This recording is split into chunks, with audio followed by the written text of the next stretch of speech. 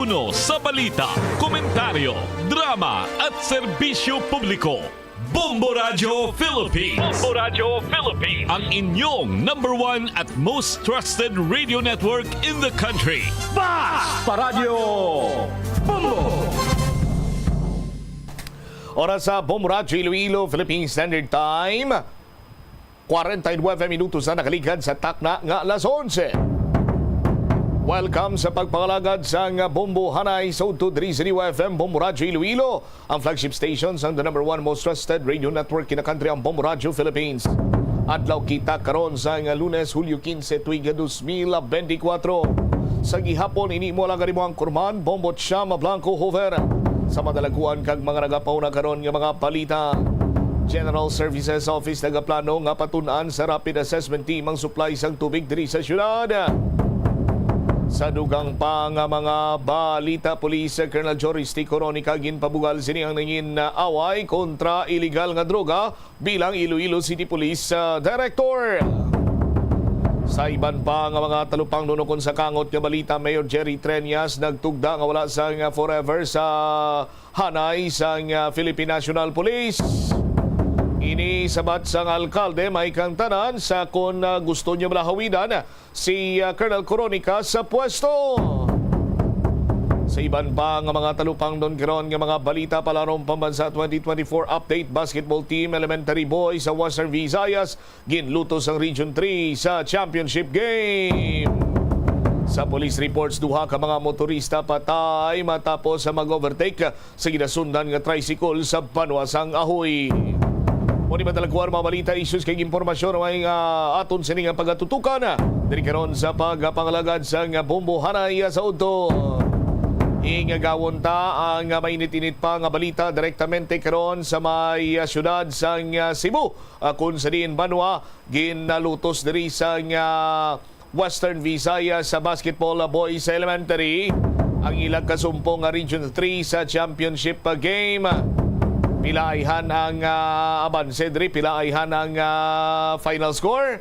Kay last time nga gin-check naton si Bombohana kagaina, abanse pa diri sa 1 point ang Region 3. Now kagati nagatigwa man ang basketball boys sa elementary sa Wivra. Ang lutuson gintingwaan nga mangkon kag madala pa uli ang bulawan sining medalya. Direktamente sa Cebu City si Bombohana live. Bombohana, please come in. Bombo Champa live ito diri subong sa University of Visayas. So sa diindirigida hiwat ang 5x5 basketball sa elementary boys sa Mindanao diri ang Region 6 Western Visayas kontra sa Region 3 sa championship game of champ sa point nga 54-49 na pagod sa Western Visayas.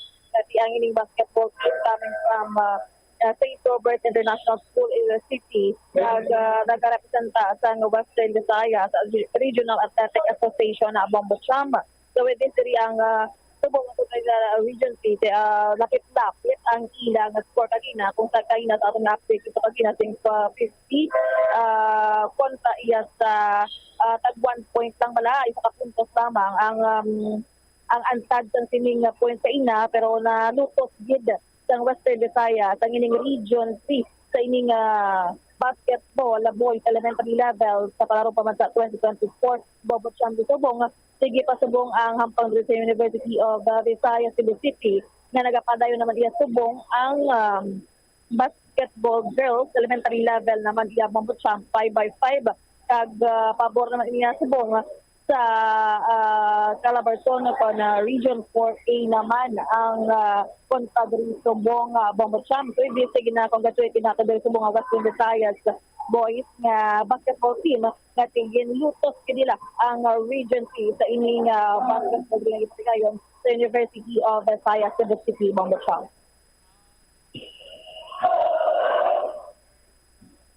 Ang hampang ni subong Bombohana nga basketball girls elementary Western Visayas man ni kontra sa Calabarzon. Yes, Bombo Champ subong as of now gilya ang score yung subong sang Region 4A Calabarzon kontra sa Western Visayas. Subong ang puntos 50 versus 21 kag pabor naman iya sa Region 4A Calabarzon pang pinagalagas man diri subong ang mga basketball teams ng Western Visayas sa ini nga ginapadayon nga basketball subong diri sa may University of Visayas Cebu City. Nagtibago lagi matapos after ni Bomot siya mag-awarding ceremony na ang ining tanan nga ball games diri sa may University of Visayas Cebu City. Bomot siya nga karon diri na subong nag-aabot ng aton diri man nga mga tournament requirement mismo sa basketball sa Western Visayas ug iban ka mga coaches naman diri iya Bomot siya. All right. Live diri sa University of Visayas Cebu City para sa palarong pambansa 2024 coverage sa Bombo Radio Star FM. Ini si Bombo Hana Joy Mendoza Andasa para sa number 1 and most trusted radio network in the country, Bombo Radio Philippines. Basta Radio, Bombo. Salamat gid Bombo Hana Andasa sa imo sining update. Mga biyan, congratulations sa elementary boys sa basketball sa St. Robert's International School. Medyo madako-dako ang abanse karon sa Region 4A Calabarzon batok sa mga players naman no or sa team sa Western Visayas sa basketball elementary girls. Pero sa gyapon basta way pa yung mabatian ang final buzzer. Amonim lang hambal nila nga posible pa ang tanan kag base ko na malagas pagkag bumalis ka ng paya. Dagon pa yan sa Western Visayas sa basketball girls elementary ang ilang sinigag kasumpong kabay pa hindi lang madulaan sa paggalaom. Ang oras naton 57 minutos na nakaligad sa takna siniyang ngala sa 11. Dugang nga mga balita kaga impormasyon diri sa aton siniyang pagpangalagad sa Bomboanay Sauto inyo bantayan sa padayon manaton nga pagpangalagad. Ini pagkatapos sa mga nagapanguna dalaguan kag mga mainit naman nga balita nasyonal kag internasyonal kaupod sa Bombo Network News. Sa patatas, masamig ginahaboy na lang nato ng panit. Suno kay Dr. Cynthia Sass, isa ka nutritionist, ang panit sang patatas sa makabulig sa increased potassium intake. Ang potato skins naga-provide man sang source sang iron nga isa ka essential mineral nga ang primary function nagalakip sang pagsuporta sang red blood cell function. Ini nga cells naga-contain sang dako nga amount sang hemoglobin, ang protein nga naga-bind sa oxygen halin sa ginahaklo ang hangin kag ginadala ang oxygen sa bilog nga lawas. Ang pinakaunang nga department store sa Pilipinas, ginbuksan sa Iloilo sa 1877. Ini amo ang Huskin and Company nga nahamtang sa corner Calle Real nga karon JM Basa kag Calle Santo Niño nga karon Guangco Street. Ginsuguran ini sang British businessman nga si Henry Huskin nga hinablo sang Vice Consul nga si Nicholas Loney kag upod nanday JC Huskin, Herbert Peter Huskin, George Menders Saul, A. Ponce de Leon, E. Garcia kag Gregorio Manuel Loring Sr. Nagbaligya sang magkatuhay nga produkto kaangay sang groceries, hardware, stationery, mga hampanganan, alahas kag iban pa. Hindi lamang sa jeans o kuntugas ang katigulangon ang rason sang hair loss o kung pagkaunot sang buhok. Natukiban sang health expert sa South Korea nga ang hair loss ang tuga sang environmental factors. Sa bugos nga kalibutan, nagalabot sa 4.2 million ang nagakapatay bangod sa outdoor air pollution suno sa World Health Organization.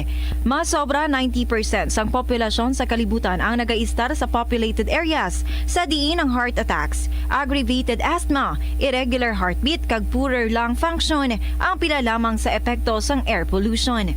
Ang tambo o kung bamboo shoots magaranon sa dietary fiber, low in calories kag power-packed sa essential nutrients. Suno sa pagtuon sa comprehensive reviews in food science and food safety, ang phytosterols kag phytonutrients sa tambo. Ito ang Bombo Radio Philippines. Fully digitalized.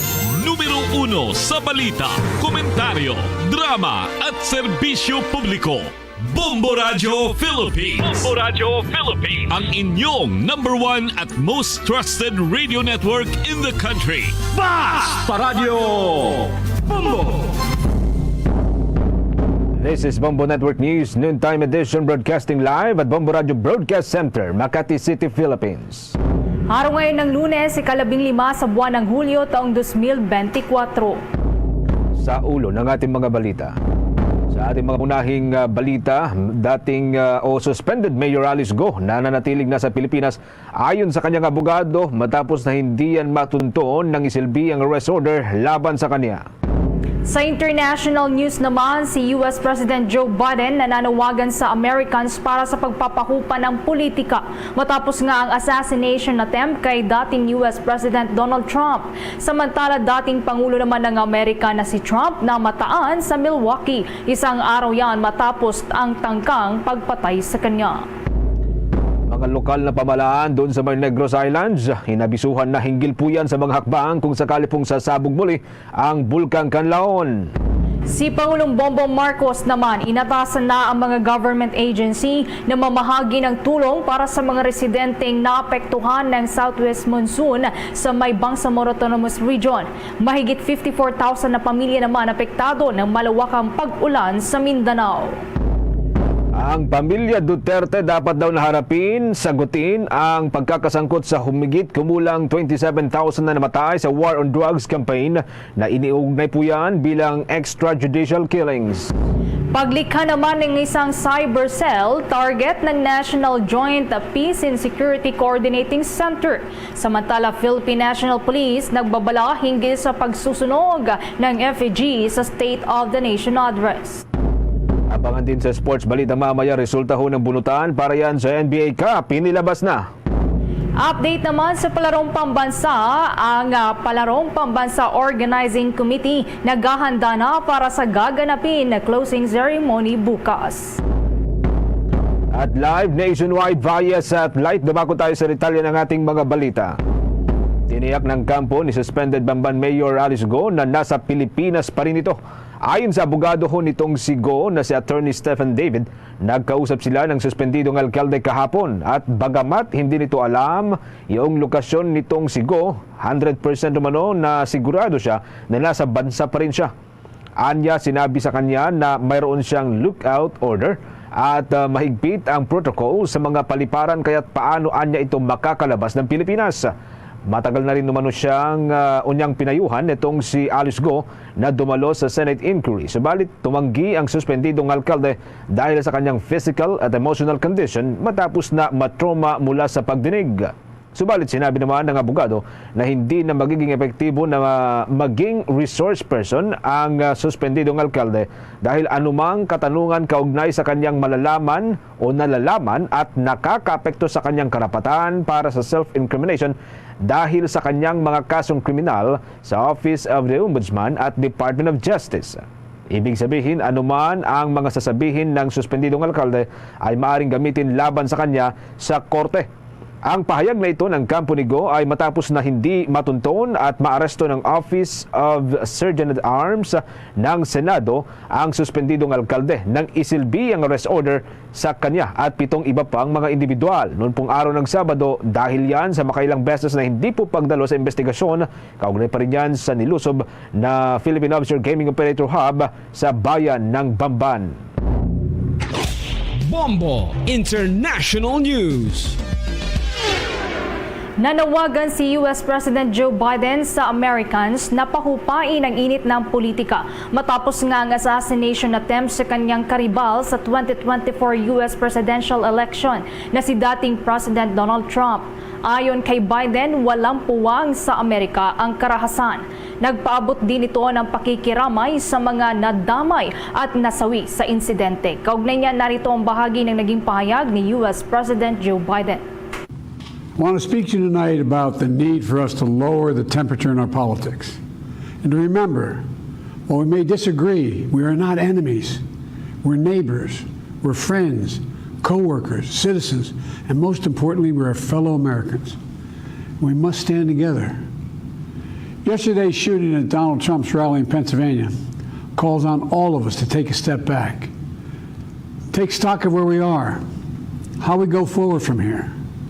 Thankfully, former Trump is not seriously injured. I spoke with him last night. I'm grateful. He's doing well, and Jill and I keep him and his family in our prayers. We also extend our deepest condolences to the family of the victims who was killed. Corey was a husband, a father, a volunteer firefighter, a hero, sheltering his family from those bullets. We should all hold his family and all those injured in our prayers. Una nga rito ay ipinagutos ni Biden ang paglulunsad ng independent review ng security measures sa campaign rally kung saan nasugatan subalit nakaligtas si Trump sa tangkang pagpatay sa kanya. Sa ngayon, inaalam pa ang motibo ng shooter na natukoy na ng Federal Bureau of Investigation na si Thomas Matthew Crooks. Samantala, inilarawan naman ni dating US President Donald Trump ang kanyang iniisip nang tumayo siya at itaas ang kanyang kamao habang dumudugo ang kanyang tinamaang tenga at nagpapalibutan ng Secret Service agents matapos nga ang shooting incident sa kanyang campaign rally sa Pennsylvania noong araw ng Sabado oras sa Amerika. Ayon kay Trump, ang kaniyang naging reaksyon matapos ang assassination attempt ay bilang pagpapakita na okay lang ito. Ang energy din anya na nagmumula sa crowd ng sandaling iyon na nakatayo lamang ay napakahirap anyang mailarawan kung ano ang kanyang naramdaman. Subalit ang alam niya ay nakatutok anya ang buong mundo sa pangyayari at alam niya na huhusgahan ito ng kasaysayan. Sa isang panayam kay Trump naman matapos ang assassination attempt, binago niya ang nilalaman ng kanyang convention speech na nakatutok sa mensahe ng pagkakaisa sa halip na batikusin si President Joe Biden. Kung hindi anya nangyari ang insidente, isa umano ang kanyang speech sa kanyang campaign rally sa most incredible speeches na nakatuon karamihan sa mga polisiya ni Biden. Subalit ngayon ay naiba na ito. Pagkakataon anya ito para pagkaisahin ang kanilang bansa at nabigyan anya siya ng pagkakataon para gawin ito. Dumating na nga si Trump sa may Milwaukee ilang oras ang nakakalipas kung saan nakatakdang dumalo ito sa Republican National Convention ngayong linggo at formal na inonominate bilang kandidato ng partido. Dito ay naasahan din na kanya nang ia-anunsyo o papangalanan ang kanyang magiging running mate sa halalan sa Nobyembre 5. Sa iba pang mga balitang lokal, tiniyak ng Philippine Institute of Volcanology and Seismology ang pinaigting na monitoring sa Bulkang Canlaon matapos makita nito ng indikasyon ng mga pagsabog.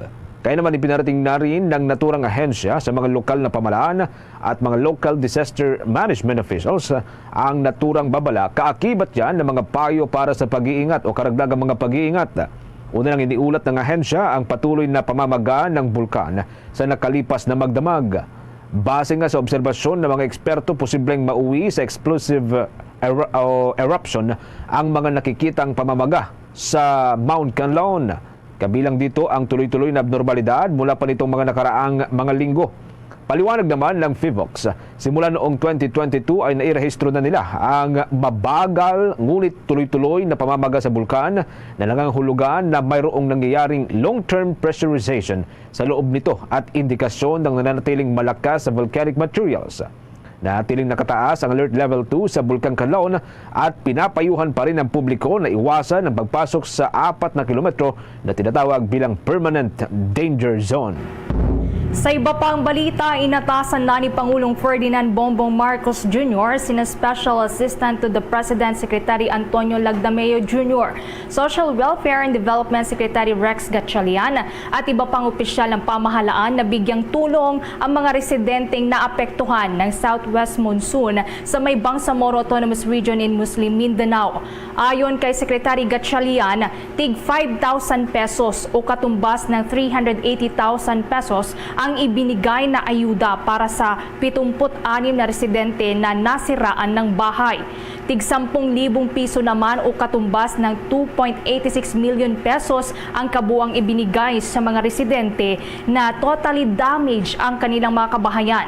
Nabatid nga na ang Matnog, Maguindanao del Norte ang napuruhan ng pagbaha. Bukod dito ay namahagi rin ng relief goods sina Lagdameo at Gatchalian. Namahagi naman ng 786,000 pesos na halaga ng financial assistance sa 157 na mga residente ang dalawang opisyal sa may Balabagan Evacuation Center. Tig 100,000 pesos naman ang ibinigay sa 10 residente na totally damaged ang bahay, habang tig 10,000 naman para yan sa 2 residente na namatayan. Samantala, natukoy ng Department of Environment and Natural Resources ang 20 mga lugar sa Pilipinas bilang flood at landslide prone areas.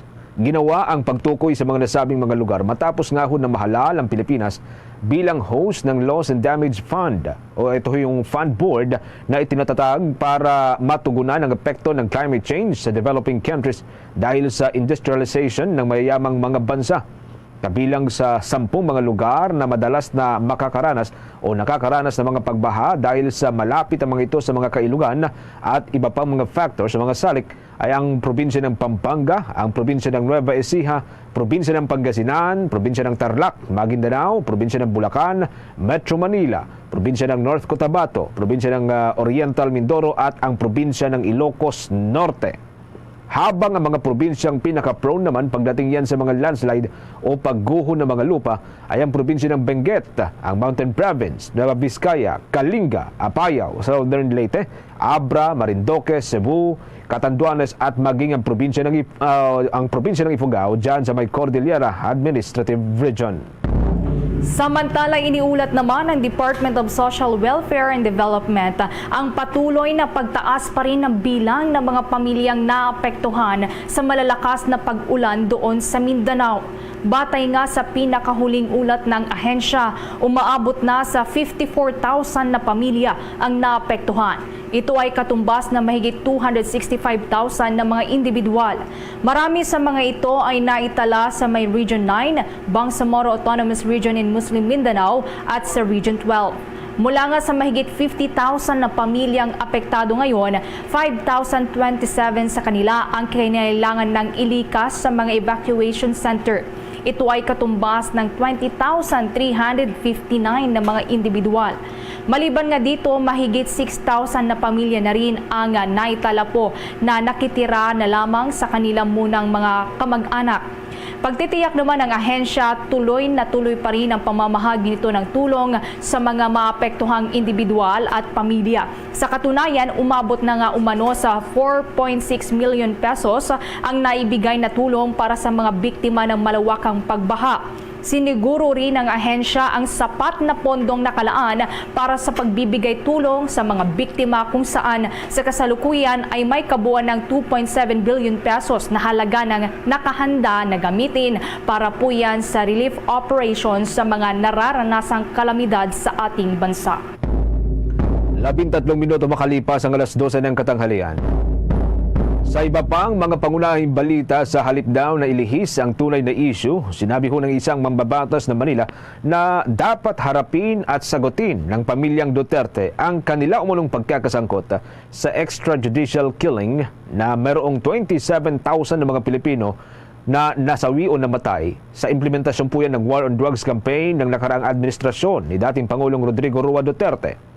Ipinunto nitong si Manila Representative Joel Chua na lumutang ang mga saksi. Gaya ho yan nitong sina dating Police Colonel Eduardo Asierto sa pagdinig ng Kongreso at iniugnay itong si dating Pangulong Rodrigo Duterte at mga malalapit na kaalyado nito sa ipinagbabawal na gamot.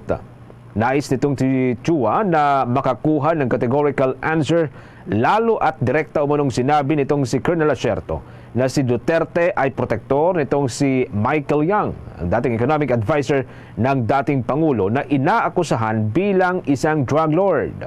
Nauna nang ipinag-utos ng House Committee on Dangerous Drugs ang pag-aresto kay Yang na lumutang ang pangalan sa isinagawa nitong investigasyon. Kaugnay po yan sa nakumpiskang 3.6 billion pesos na shabu sa isang warehouse sa Mexico, Pampanga. Habang nagsasagawa ng pagdinig ang komite, bigla naman ng inilutang nitong si Vice President Sara Duterte na tatakbo sa pagka-senador ang kanyang ama at mga kapatid na sina Davao City Mayor Baste Duterte at Davao City Congressman Paulo Duterte sa 2025 midterm elections. Bukod kay Colonel Asierto, lumutang rin ang self-confessed na dating miyembro ng Davao Death Squad na si Arturo Las Cañas na inakusahan ng dating Pangulo na isang dating drug lord at ang pagpapatupad naman ng Peking drug war kung saan 27,000 mga Pilipino ang napaslang. Sa nakaraang pagdinig ng House Dangerous Drugs Panel, sinabi nitong si Asierto na si Yang ay sangkot umano sa illegal drugs trade at nadawit din sa multi-billion pesos na Farmally scandal. Samantala, kuha muna tayo ng karagdagang report mula naman dyan sa may Senado. Ang approval rating ni Pangulong Marcos tiyak daw na tataas kung ia-anunsyo nito sa State of the Nation Address ang total ban para yan sa mga pogo. Kaugnay yan, kumuha tayo ng detalye sa pag-uulat ni Bombo JC Galvez.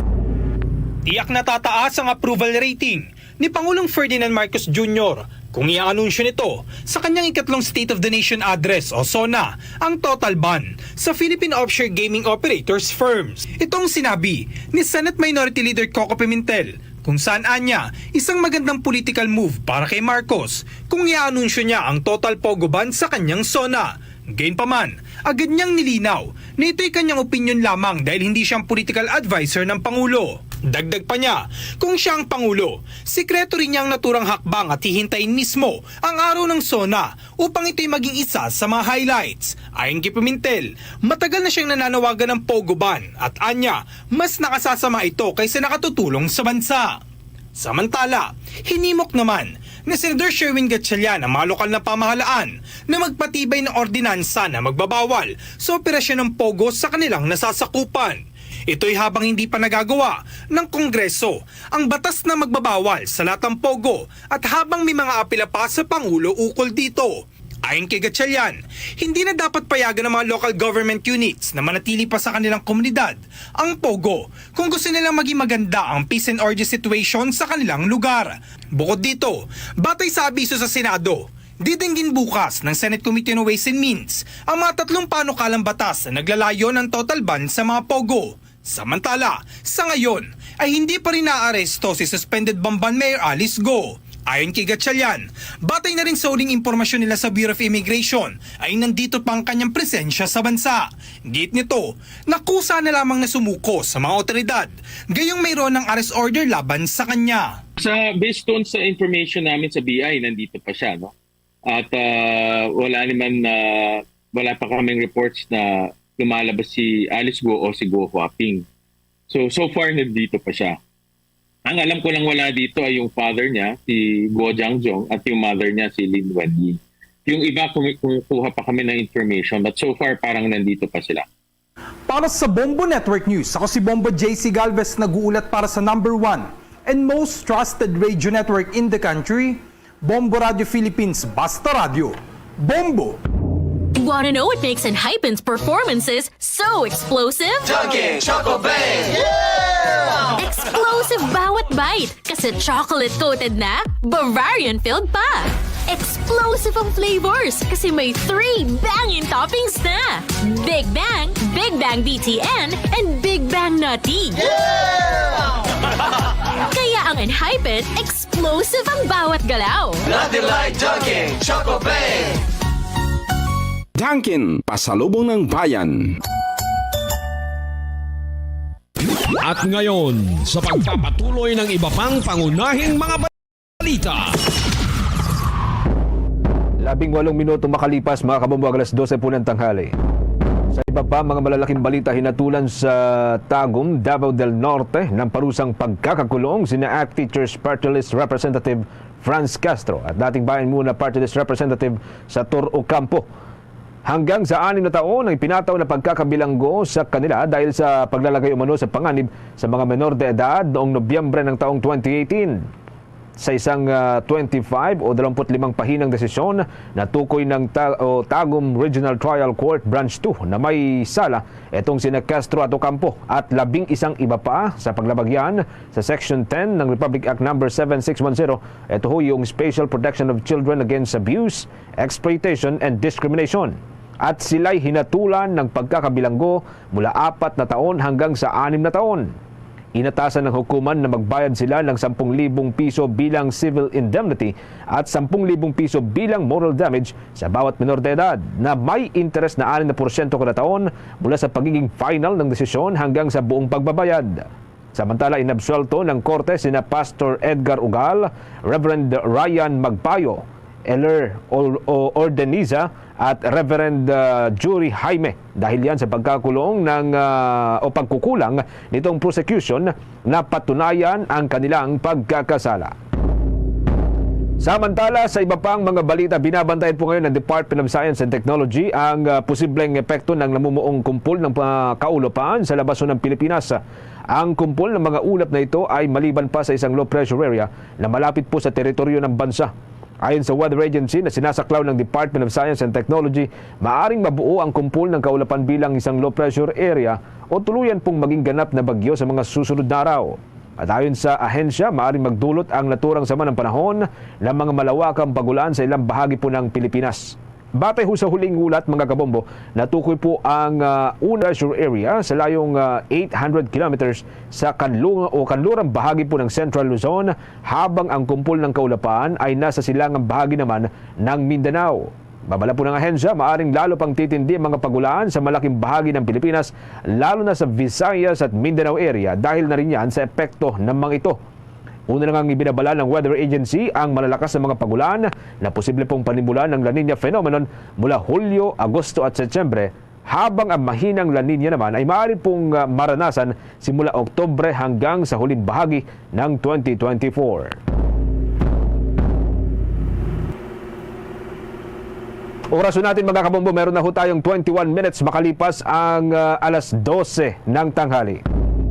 Bago tayo dumako sa iba pang mga malalaking balita, dako muna tayo dyan sa may syudad po ng Cebu para ho dito sa ating palarong pambansa 2024. Makibahagi sa aksyon ng Palarong Pambansa 2024. Hatid sa inyo ng Bombo Radio at Star FM. Live! Kuha tayo ng mga development, mga kabombo, isang araw bago po ang nakatakdang official na pagtatapos ng Palarong Pambansa 2024. May mga development na ho dito sa kung sino po magkakampyon, no? Pero sa kabila daw ho ng pagkatalo, no, doon ho, or kung sakaling manalo man o matalo, yung ilang mga atleta ay nariyan pa rin po yung suporta, no, ng mga magulang sa kanilang mga anak. Kuha tayo ng mga development po dito sa pamagitan po ni Bombo Levy De Leon. Magandang tanghali dyan, Bombo Levy. Magandang tanghali din, Bombo Genesis. Ito nga ang sa usapang buhay atleta ay kung minsan talagang may nananalo at may natatalo din naman. No? At ito nga ang naging takbo rin ng salaysay ng isang magulang mula Sorsogon Region na si Dina Hans Hamis na bumiyahe pa galing General Santos City, bahagi yan ng Region 12, upang suportahan ang kanyang anak na isang taekwondo athlete. Sabi niya na kahit matalo man o sa nakaraang laro nga ng kanyang anak, battling for bronze na yon, natalo. At sabi niya, hindi magbabago ang kanyang suporta at tiwala dito. Ayon pa sa kanya, masakit man na nakikita na natatalo ang anak sa isang highly combative sports na kung saan madalas ay naging emotional siya, ngunit patuloy niyang gagabayan ng anak. Sa kabila nito, may 3 atleta pang naiwan ng Sorsogon sa taekwondo na sasabak na rin para sa medalya. Pakinggan natin ang bahagi ng pahayag ni Ma'am Dina Hans Hamis, isang magulang ng atleta mula Sorsogon Region. Kasi nag-iisang babae. Then, siyempre, pangarap ko din galing pa ako ng Quezon, support na lang mo. Sa kabilang banda naman, magiging medal tally changer din sa Davao Region ang natitira pang mga atleta nila na sasabak para naman sa gintong medalya. At isa na dito ay itong sa larangan ng boxing na kung saan may 3 boxer na sila na aabante para sa gold medal match. Ayon kay Mark Daryl Dabuda, ang isang boxer mula Davao Region, partikular sa boys junior flyweight 48 to 50 kilogram weight class category, maliban sa dedikasyon sa laro, ay iaalay niya ang natitirang laban para sa gintong medalya. Ito sa kanyang pamilya, coaches at buong Davao Region.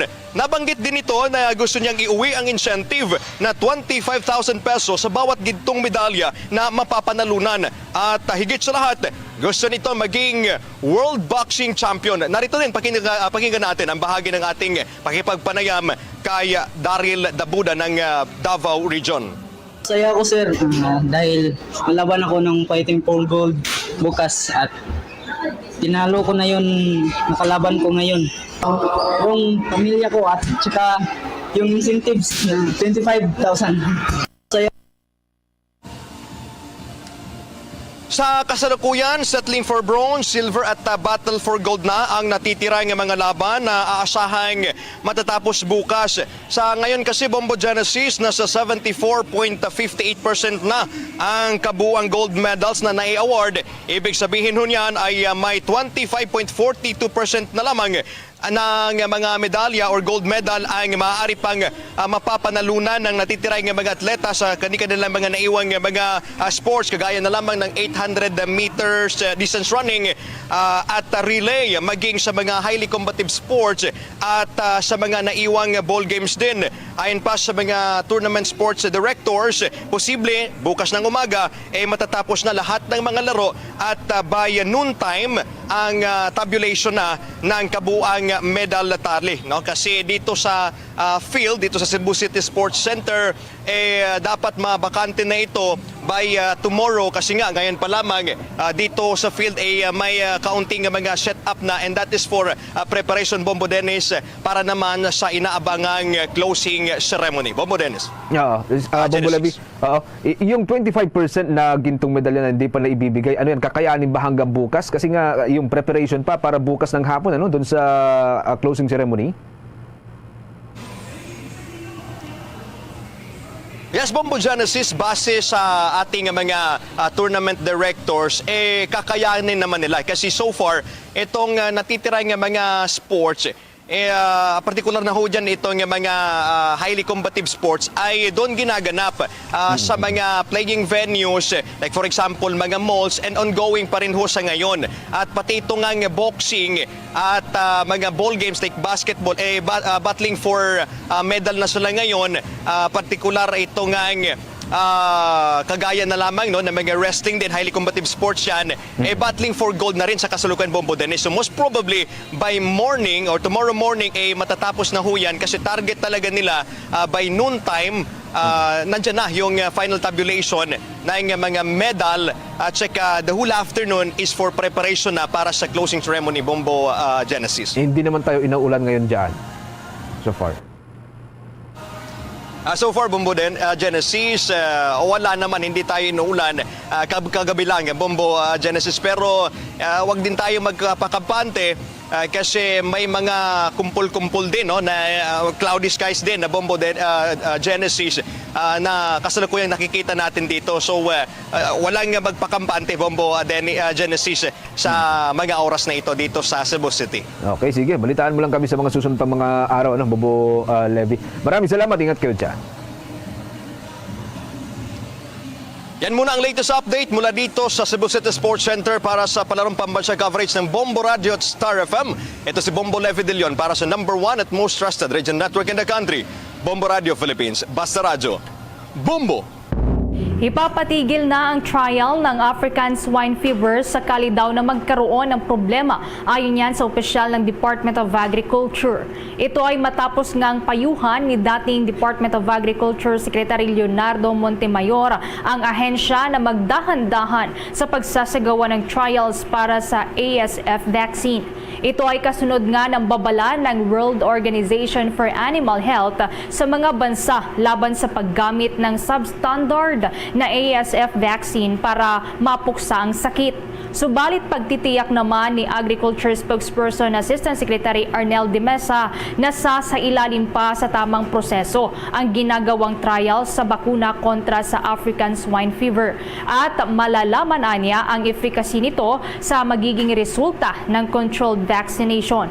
Una na ngang tiniyak din ng opisyal na aaprubahan ng Food and Drug Administration ang unang bakuna kontra sa African Swine Fever para sa commercial distribution ngayong buwan niya ng Hulyo. Subalit bago ito, magsasagawa muna ang Department of Agriculture ng mass trial para sa naturang bakuna. 29 minutes makalipas ang 12:00 ng katanghalian. Sa iba pang mga balita, tiniyak ng Department of Budget and Management ang focus ng 2025 proposed budget para sa mga sektor na lubhang nangangailangan. Ang panukalang budget umalukalang pondo umano para sa susunod na taon ay tutupad sa mga pangangailangan at hangarin ng mga Pilipino. Alinsunod yan sa bilin ni Pangulong Ferdinand Marcos Jr. Ayon kay Department of Budget and Management Secretary Amena Pangandaman, na irepresenta at napaaprubahan kamakailan kay Pangulong Marcos ang panukalang pambansang budget para sa fiscal year 2025 na tinatayang nasa 6.35 trillion pesos.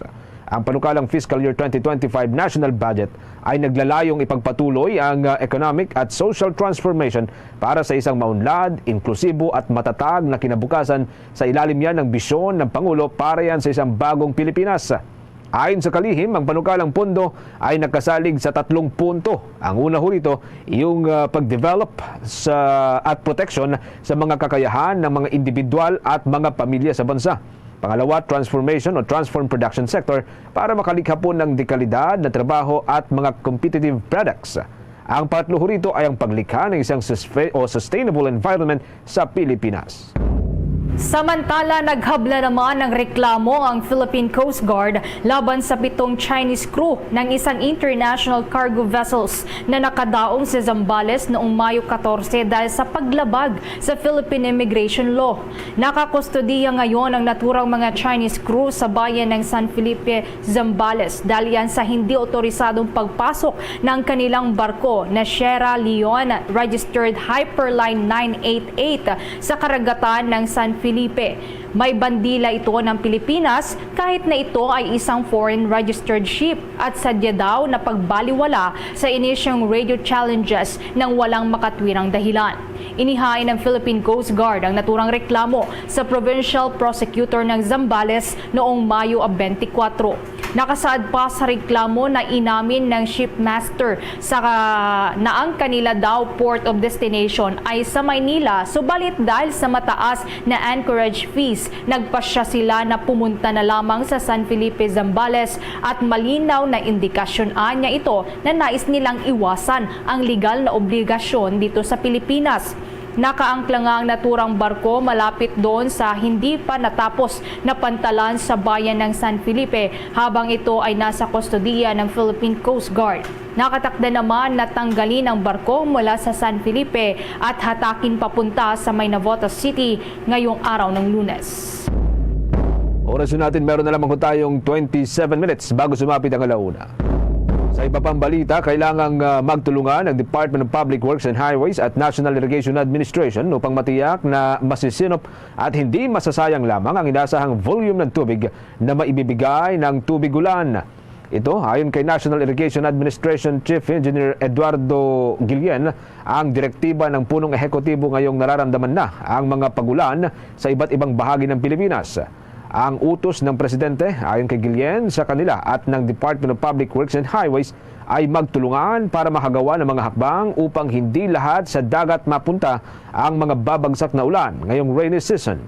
Ang direktiba ay ginawa ng Pangulo sa harap na rin ng naturang opisyal ng kagustuhan ng Presidente na maipatupad ang proper use and disposal ng tubig ulan. Maaarian niya kasing pakinabangan ng tubig ulan bilang inumin o potable water, lalo na't una nang inaiulat ng Department of Environment and Natural Resources na hanggang sa 40 million ng mga Pilipino ang walang direktang access sa inuming tubig. Samantala, kuha muna tayo ng report. Paglikha daw ng isang cyber cell target ng National Joint Peace and Security Coordinating Center.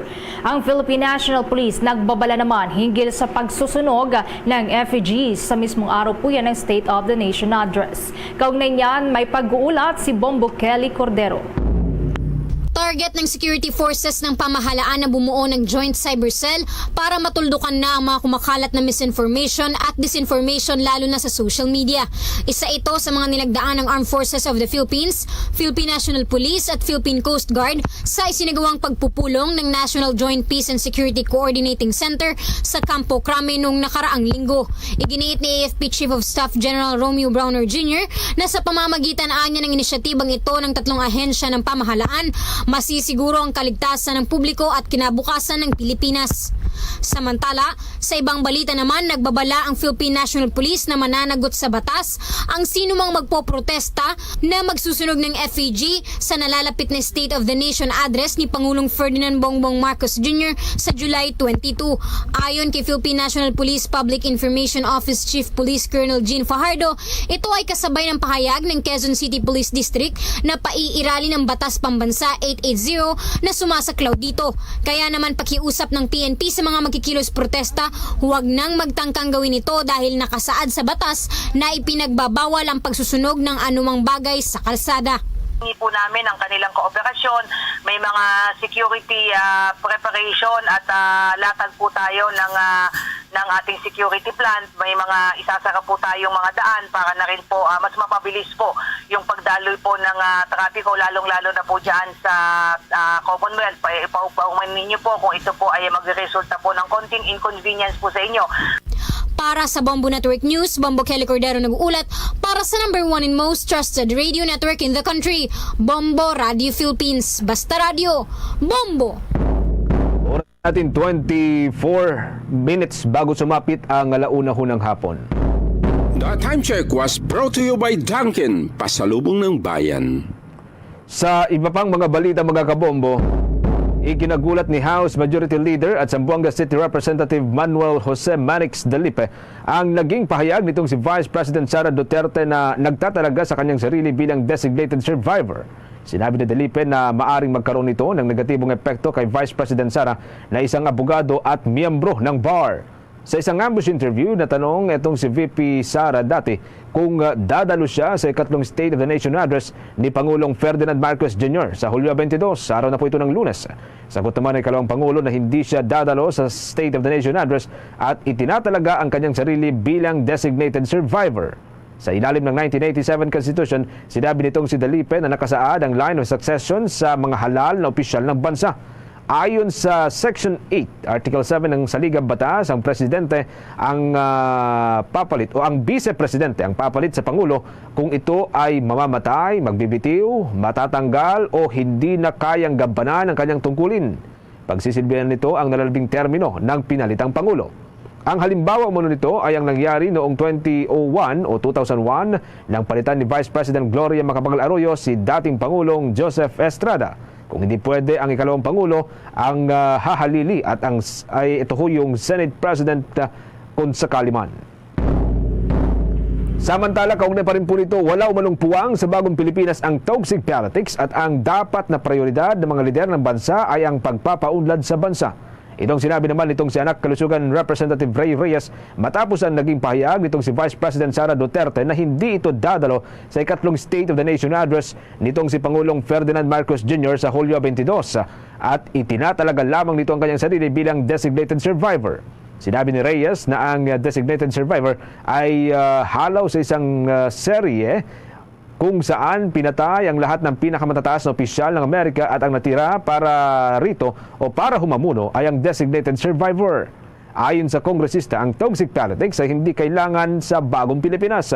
Iginit ito na ang kinabukasan ng bansa ay nakasalalay sa uri ng pamumulitika ng mga lider. Samantala naman, hinimok ni Senator Robin Hood Padilla ang Department of Education, maging ang National Commission for Culture in the Arts at ang National Historical Commission of the Philippines na bumuo ng Enhanced Result Program sa Basic Education Curriculum. Ang pahayag ni Senator Padilla ay upang matiyak na maisabuhay ng bawat Pilipino habang bata pa sila ang mga katangiang isinusulong ng ating pambansang bayani na si Dr. Jose Rizal. Ayon sa Senador, hindi matatawaran ang kahalagahan ni Rizal sa ating kasaysayan at ang kanyang mga pamana sa pamamagitan ng kanyang mga obra ay nananatiling inspirasyon sa maraming henerasyon ng Pilipino. Ipinunto pa ng Senador na inilatag ng tula ni Rizal na to the Filipino youth ang kakayahan ng kabataan sa paghubog ng hinaharap ng inang bayan at hinimok silang gamitin ang kanilang kakayahan para tumulong sa mga nangangailangan. Sa kasalukuyan, ipinunto ni Senator Padilla na ang mga kasulatan ni Rizal tungkol sa pagmamahal sa bayan ay kasama sa tinuturo sa grade 1 hanggang grade 6. ang kanyang no limitangere at el filibusterismo ay required reading anya para yan sa 3rd at 4th year high school. Sa iba pang mga balita, sisimulan na ng Department of Agriculture ang pagbebenta ng murang bigas sa iba pang mga lugar simula yan sa buwan ng Agosto ng taong 2024. Unang nagsimula ang pagbebenta ng 29 pesos per kilo na bigas sa ilang kadiwa outlet sa bansa hanggang sa lumawak ito at umabot sa 13 o 13 outlet sa National Capital Region at sa Central Luzon. Ayon kay Agriculture Secretary Francisco T. Laurel Jr., simula Agosto 1, dadagdagan pa ng 10 outlet na kung saan ay magbebenta ng naturang uri ng bigas. Daan upang maabot po ang 23 na mga outlet. Maliban dito, mayroon anyang 3 mga probinsya ang maidadagdag sa mga listahan. Ayon sa kalihim, unti-unti ay ilalapit ng pamalaan ang murang bigas upang mapakinabangan ng lahat ng mga kwalipikadong makabili rito. Tiyak din ng kalihim na nanatiling sapat ang supply sa mga ito at kayang tugunan ang mga bagong outlet na kanilang bubuksan. Muli namang iginiit ni Senator Sherwin Gatchalian ang panukalang Batang Magaling Act o Senate Bill No. 2367 upang iangat ang kahandaan ng mga senior high school graduates. Kasunod dito ng direktiba ni Pangulong Ferdinand Marcos Jr. na tiyaking handa ang mga senior high school graduates na pumasok sa trabaho. Isa sa mga layunin ng naturang panukala ang pagiging institutionalized ng libreng National Competency Assessment para yan sa National Certification. Matatandaan nga sa ilalim ng 2024 National Budget, ipinanukala ni Senator Gatchalian ang paglalaan ng 438 million pesos sa ilalim ng Technical Education and Skills Development Authority o TESDA regulatory program para sa libreng assessment at certification ng mga mag-aaral sa ilalim niya ng Technical Vocational Livelihood. Mahigit 420,100 daw na mga graduates ang inaasahang makikinabang sa naturang pondo.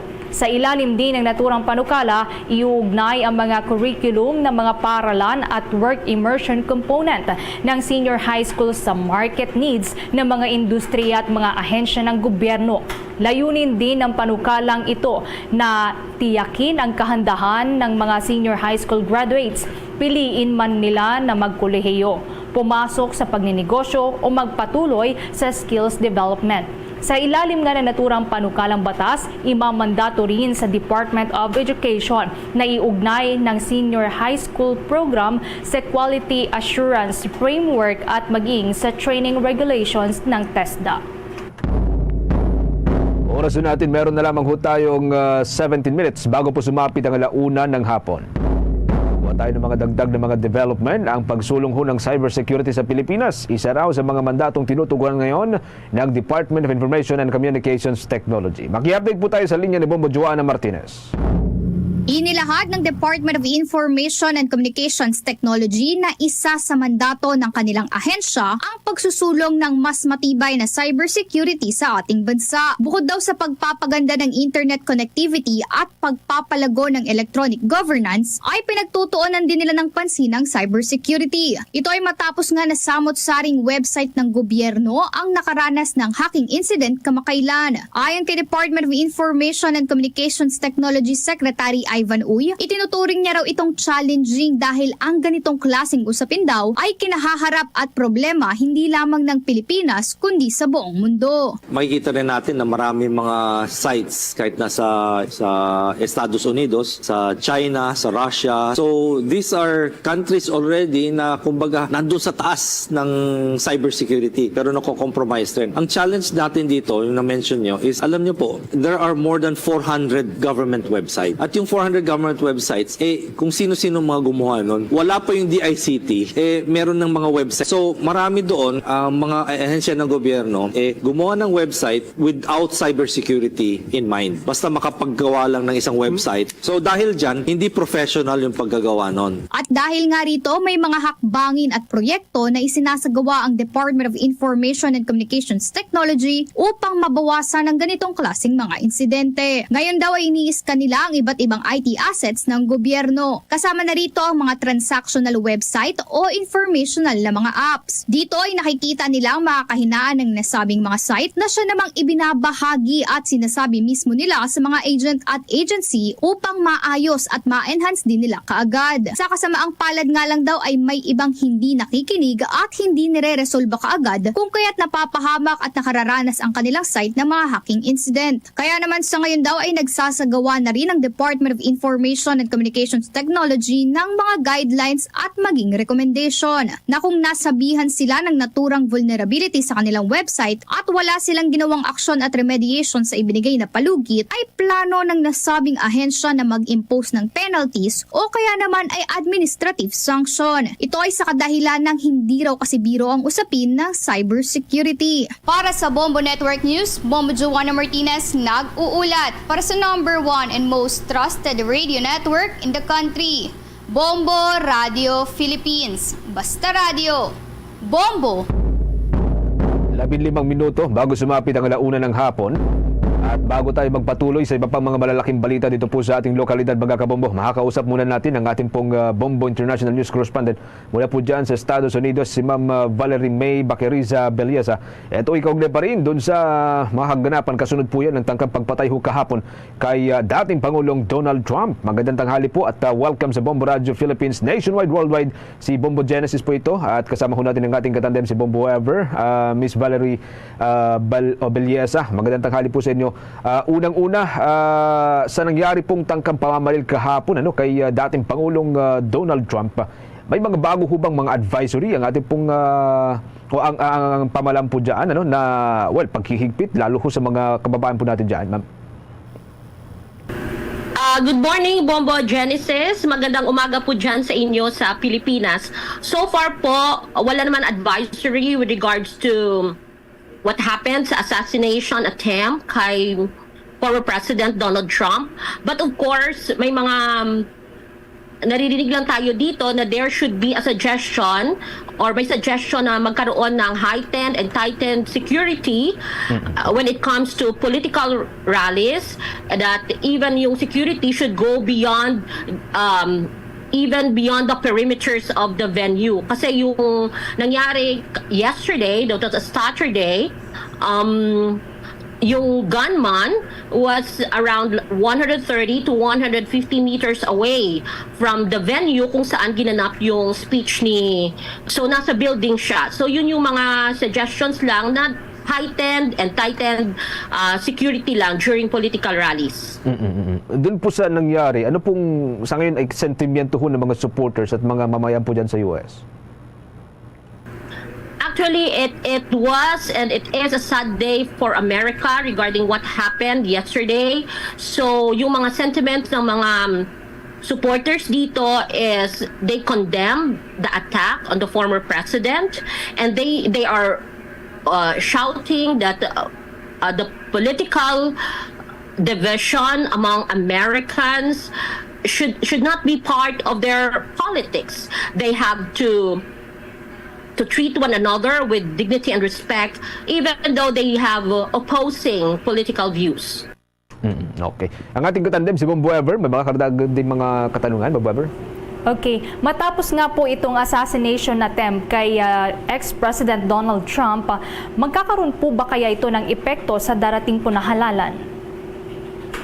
Since the election will still be on November, medyo hindi pa natin malalaman kung ano talaga yung pwedeng mangyari because it's still a long way. But there would be like an alter in the tenor or security measures, especially nalalapit na yung Republican National Convention, which will be held tomorrow, Lunes yan, dito sa Amerika, and it will be in Milwaukee. So, with regards to that convention, it will proceed, sabi ni former President Trump, he will be there.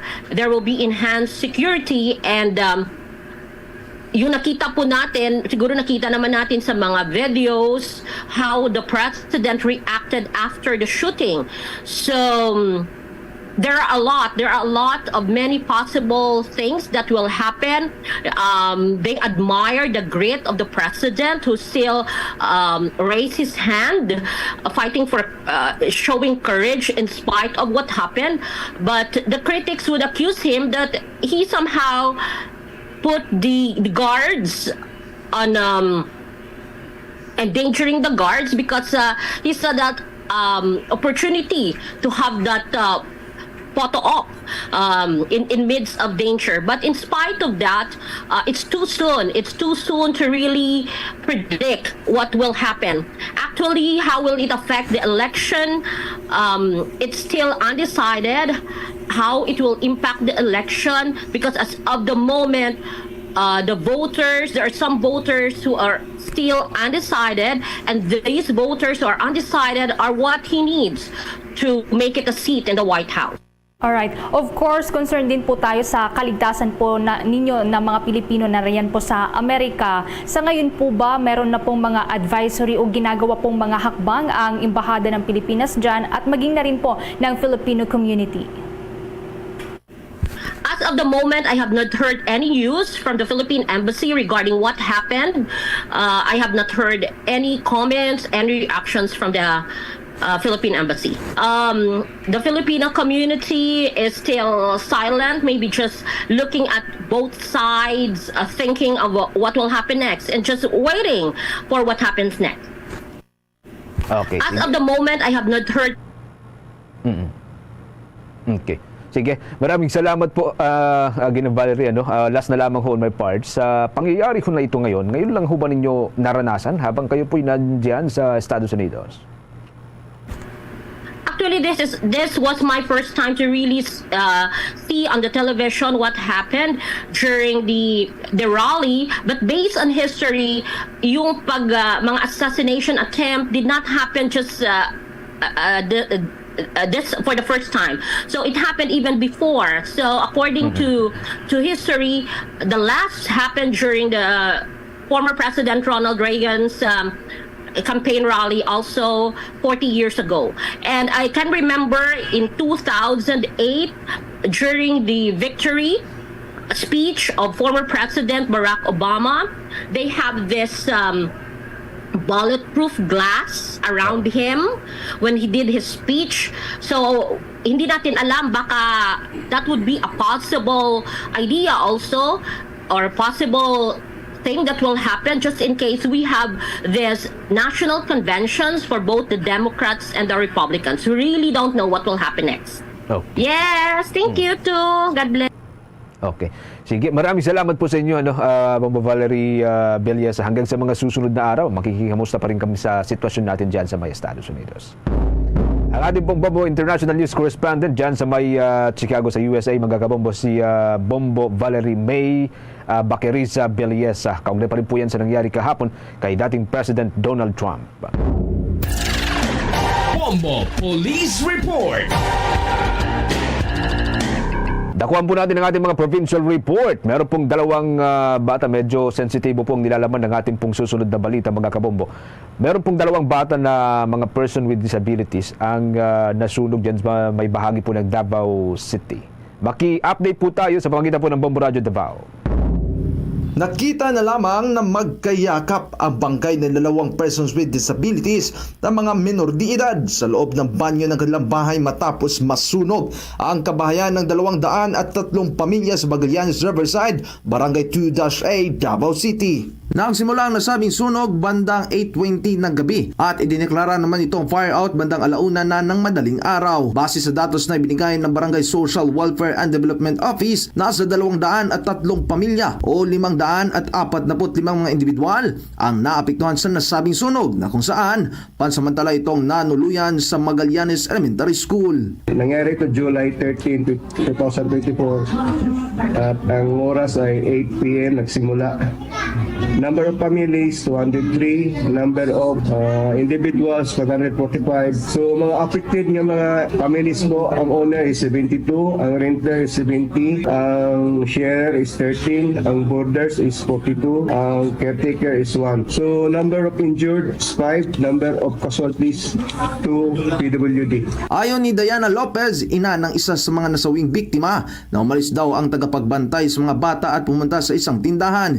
Iginiit din naman ito na hindi raw ito umalis at iniwan ang kanyang binabantayan para mag-inom. Nasa ngayon iyan din ang itinuturong dahilan kung bakit hindi na naligtas ang dalawang bata. Base na rin sa pinlabas sa progress report ng Davao City Police Office na ang dalawang bata ay kinikilala bilang PWD na nagngangalang sina RJ Lopez, 11 anyos at si Roy Reteza, 14 anyos. Base rin sa impormasyon mula sa Barangay Social Welfare and Development Office na umabot daw ito sa tinatayang 2,250,000 pesos ang kabuuhang natalang pagkasira. At yan ang ulat mula sa himpilan ng Bombo Radio Davao para sa Bombo Network News. Bombo Lemuel Duero para sa the #1 and most trusted radio network in the country, Bombo Radio Philippines. Basta Radio, Bombo!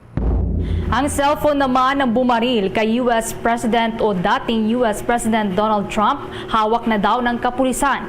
Samantala, polis naman na sumunod sa sospek, iniimbestigahan na. Kaugnay niyan, kumuha tayo ng karagdagang pag-uulat mula sa Bombo Radio Dagupan. Hawak na ngayon ng Federal Bureau of Investigation o FBI ang cellphone ng bumaril kay dating US President Donald Trump. Sa panayam ng Bombo Radio Dagupan kay Professor Gabriel Ortigoza, ang Bombo International News Correspondent sa Estados Unidos, isa ito sa malakas na nakikitang ebidensya kung sakaling may makitang mga palitan ng komunikasyon ng suspect na si Thomas Matthew Crooks, 20 anyos. Makikita kasi aniya sa social media posts ng suspect na bagamat kapartido nito ang dating Pangulo dahil parehong Republican ang dalawa, ay malinaw na against at gigil na gigil ito sa dating presidente. Ayon kay Ortigoza, isa ito ngayon sa eye-opener sa Estados Unidos upang mabigyang pansin ang pagrebisa ng kanilang batas sa pagbebenta ng baril sa mga kabataan na nasa edad 20 anyos pababa. Sa Estados Unidos kasi aniya, hanggat mayroon kang pambili ng baril, ay nagiging alas mo ito upang makakolekta at bumili ng kahit ilang bilang. Matatandaan na nangyari na rin ang assassination sa mga dating Pangulo ng Amerika na sina Ronald Reagan noong 1981 at William McKinley noong 1901. Kaugnay nito, inaalam na rin ng ahensya sa bansa kung ano ang kinalaman ng sospek na piniling magtago nang hindi ipinaalam na may nakaakyat sa isang building kung saan nagtungo ang sospek. Lumalabas kasi na ang tinawag na pulis na mga nagtungo sa rally ang makikita na may umaakyat sa building, ngunit nang puntahan ito ng pulis ay inambahan naman ito ng putok ng baril kaya tuluyang natakot ang pulis. Samantala, ipinagutos naman ni US President Joe Biden na mahigpit at pinasisiguro nito ang seguridad sa mga ganitong klaseng rally dahil mainit ang politika sa bansa. Hopefully magkaroon ng decision na i-regulate yung gun control. Grupo ni Trump, Republican, dalawang klase yan yung Republican ng mga GOP, yung mga original Grand Old Party, na matitino o ni Trump na medyo questionable yung pagkatao. Para sa Bombo Network News, mula rito sa Bombo Radio Dagupan, Bombo Myra Resida nag-uulat para sa #1 and most trusted radio network in the country, Bombo Radio Philippines. Basta Radio. Bombo. Mga kabombo Caster Nation, bago po ang ating Orasyo Emperata, nais humuli namin kayong imbitahan at anyayahan na maliban po sa Bombo Radio Philippines News Center Makati, maaari din po ninyong matunghayan at i-follow ang ating pong 31 fully digitalized AM at mga FM station sa pamagitan po yan ng ating mga social media accounts. Meron po tayong Facebook page, TikTok account, YouTube channel at maging ang Bombo mobile app na pwede po ninyong ma-download via Google App Store at kung hindi naman ang Apple App Store. Para po sa karagdagang mga balita at mga mahalagang impormasyon, tutok lamang po sa mga istasyon po natin sa may probinsya. Lalo ho dyan sa may bahagi po ng Visayas, lalo ho ngayon at papalapit na po itong official na pagtatapos ng Palarong Pambansa 2024. Mayroon po tayong Bombo Radio Iloilo, Bombo Radio Bacolod, Bombo Radio Cebu, ang Bombo Radio Rojas, Bombo Radio Calibo at ang Bombo Radio Tacloban. Bago po tayo magtapos, inaanyayahan po namin kayong samahan kaming manalangin ng Orasyo Emperata in time of grave tension in the West Philippine Sea.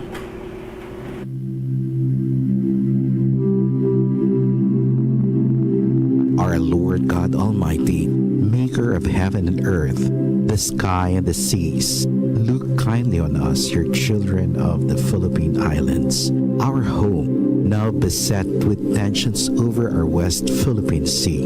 We pray to you for peace over the part of our islands and waters. We pray that questions over it may be resolved through justice and respect for people's rights. We pray that no harm be done to our marine creatures and habitat.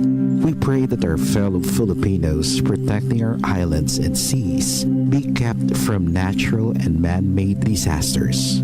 Loving God, you are a wonderful creator, our generous provider of good things. Send your Holy Spirit of wisdom and understanding to our leaders that they resolve this crisis with courage and the spirit of dialogue.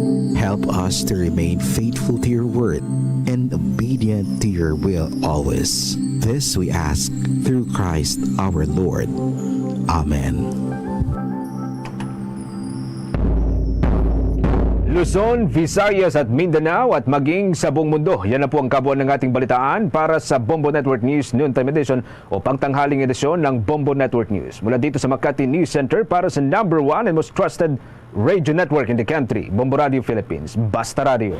Bombo! Iloilo, Philippine Standard Time, impunto launa na sa hapon.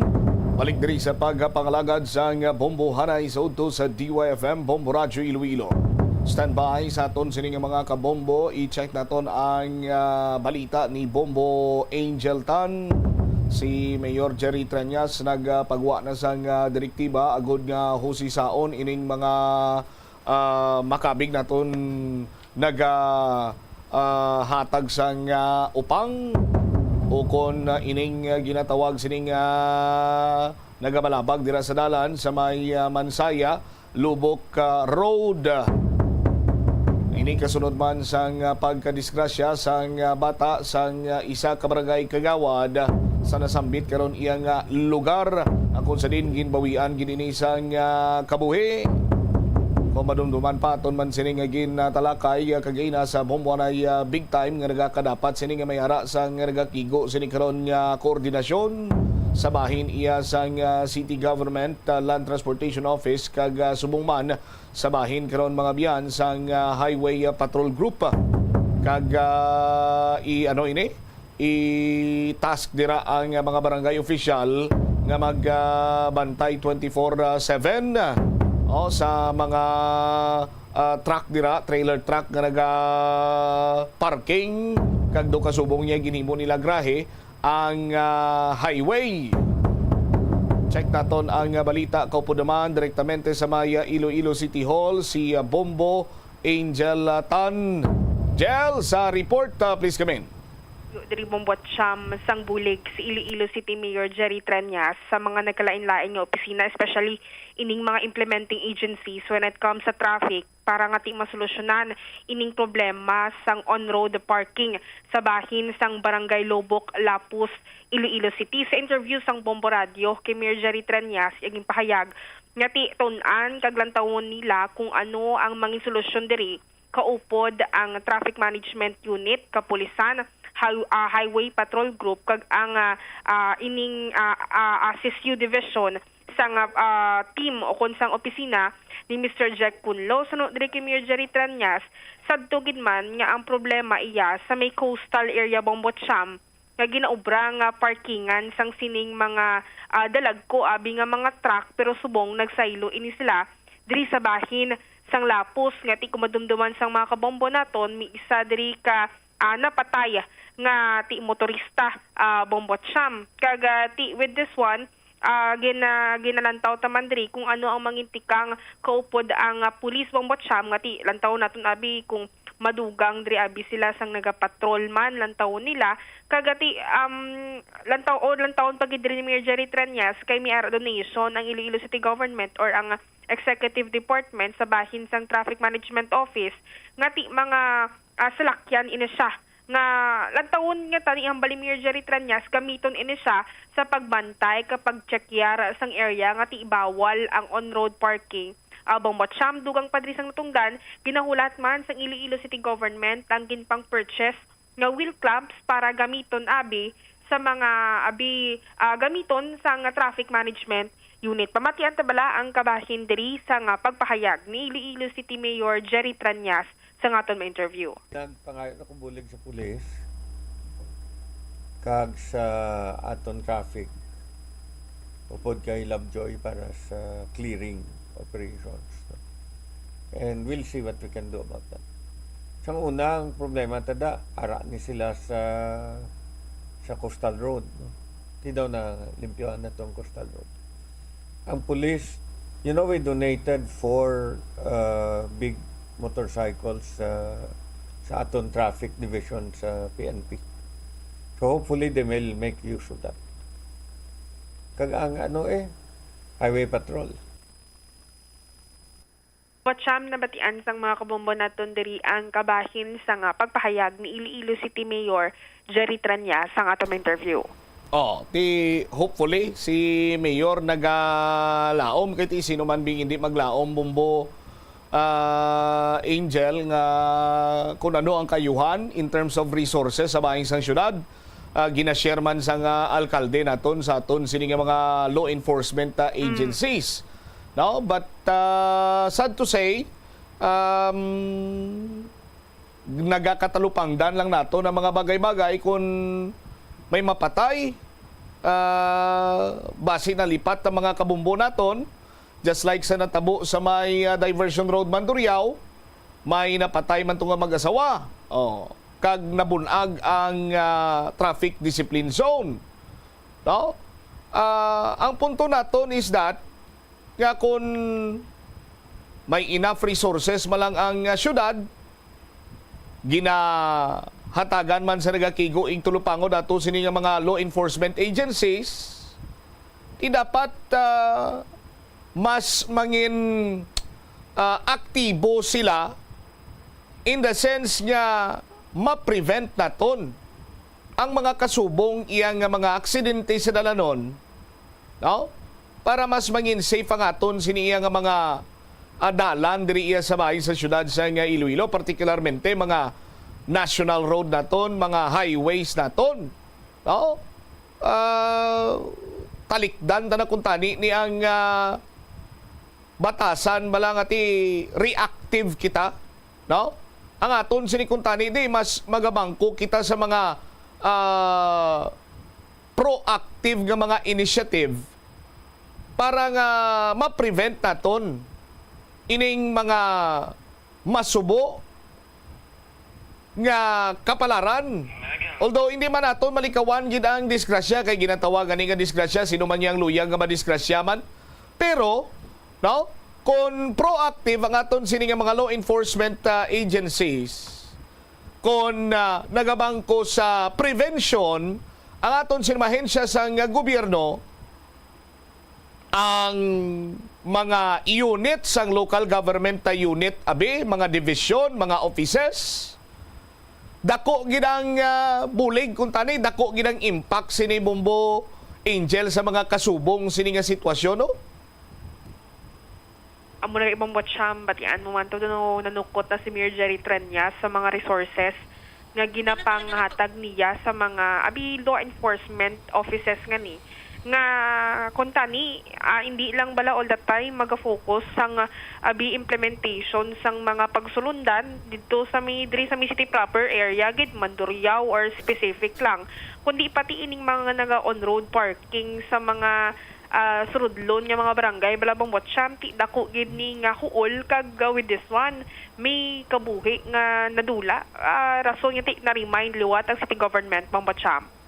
All right. Kaga akabahin man diri sa nanging statement Vladimir Jerry Tranyas Bombotcham ang ining regarding diri sa paghalin or pagsailo ni Police Colonel Joreste Coronica sa regional office kag ti subong ining pagsulod man sang bag-o nga ICPO director ginpatag diri ni Mayor Jerry Tranyas nga bato niya ang kamatuoran nga wala asang permanente o nahambal niya ibang Bombotcham wala asang forever nga pulis nga magapungko bilang ICPO director. Ang pisar nga ti maayo pa ang performance ni sa interview diri sang Bombo Radio kay Mayor Jerry Tranyas yang impahayag nga intindihan niya gid Bombotcham nga kabahin sang proseso sang mga kapulisan ining mga pag-transfer sa ila para sa ila nga promotion. So sa alkalde, nalipay gid ini siya sa bilog nga performance ni Police Colonel Jureste Cronica sa syudad kag ti ang ginhatag niya diri nga rating is 9.9 out of 10.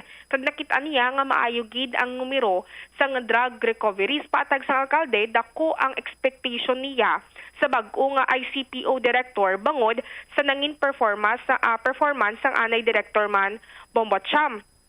Kag tinaglahog man rin si Mayor Jerry Tranyas kay Police Colonel Ligada nga tibasi magniwang ini siya kuno bangod kay team expectation ini siya nga dapat malabot kag ti ginbuyagyag man sa alkalde nga ginkakibot niya ining bag-o abot sang bag-o nga director kay ti do wala man dugin presenter lang sa iyang bot siya nagsaka lang kuno sa office niya ang taga PRO6 ginpakilala nga ti may bag-o na nga ICPO director dugang padri sang natungdan nagapasalamat man ini siya kay Congresswoman Jamjam Baronda bangod nga ti gin-open up gali ni Police Colonel Jureste Cronica nga nagbulig ang kongresista diri sa pag-atop sang isa sa mga building sang ICPO kag ti with that Mayor Jerry Tranyas man nagaplano man ini siya kuno nga dugangan pagid ang bulig pagpakayo sa mga building sa bahin sang Iloilo City Police Office. So matiyan tabala ang kabahin diri sa nga pagpahayag ni Iloilo City Mayor Jerry Tranyas sa nga aton ma-interview.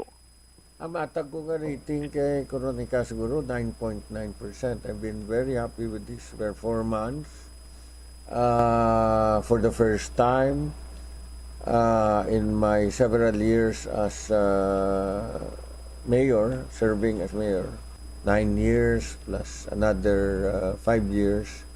So total na, pila na? Mga 14 years. Kung ang tanan nga meetings di sa City Hall siya gapaga-attend, pero ang tanan nga estasyon nagkulang. No?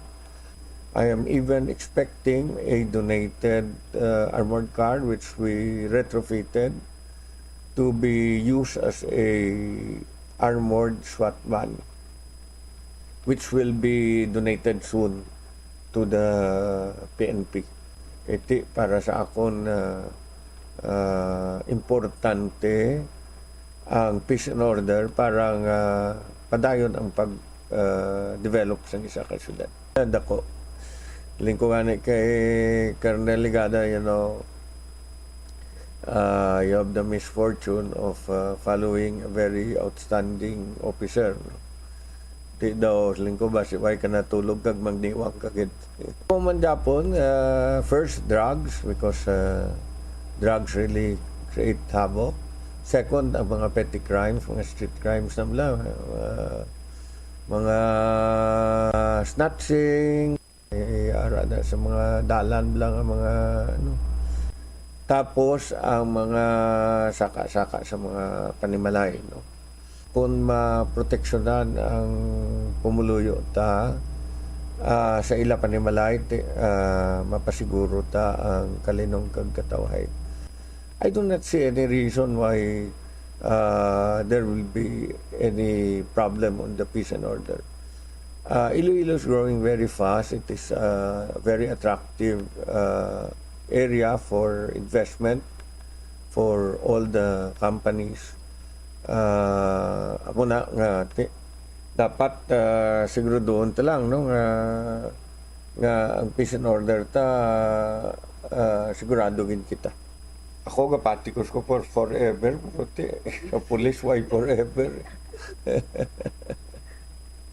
Well, mo sometimes needed gid, no. Kaya ilaman nga kinanlan kaya masakat naman na rangko nila.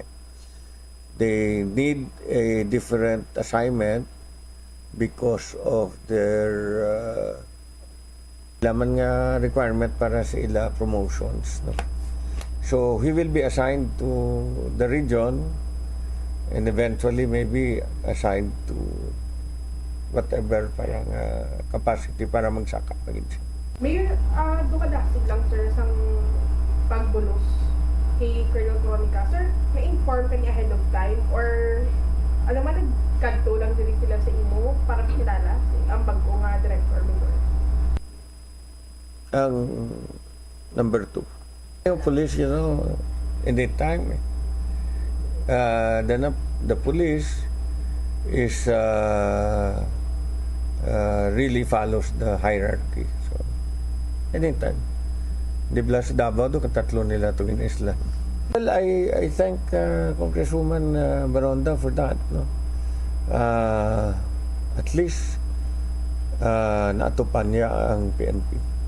May ara kita da, aside sa firing range, ginobrata in the SWAT headquarters, may ara kita plano da sa tubangan gid sang police station. Lan mo sir nga siya nagpatok or bang subong ka na kabalo? Daw may idea ko. Tikad, you know, kung ari ka di sa syudad as an official and may kinahanglan bulig ang police, you're duty bound to help. Bomba Cham na batian sang mga kabombo naton si Iloilo City Mayor Jerry Tranyas. Sa pulis kag sa politika wala sang forever. Duha gani sang kabombo ta Bomba Cham sa comment section. Duha na kabagay politika kag pulis wala gina forever. Come and go Ti mo na Bombo Angel, pero ti hindi man lipod sa ibalo sa mga kabumbota nga si Colonel Juristi Coronica taga Negros Occidental niya. No, kag as per information gani sa mga masaligan taman nga tinimanaan sa Iloilo City Police Office, before kung tani isang dinagyang nag-ayo na ni siya nga mabalik to siya sa may BCP or sa Nokpo. Ugaling kay kinanglanon ginang iyan sini nga serbisyo bangod man sa performance nga ginpakita niya.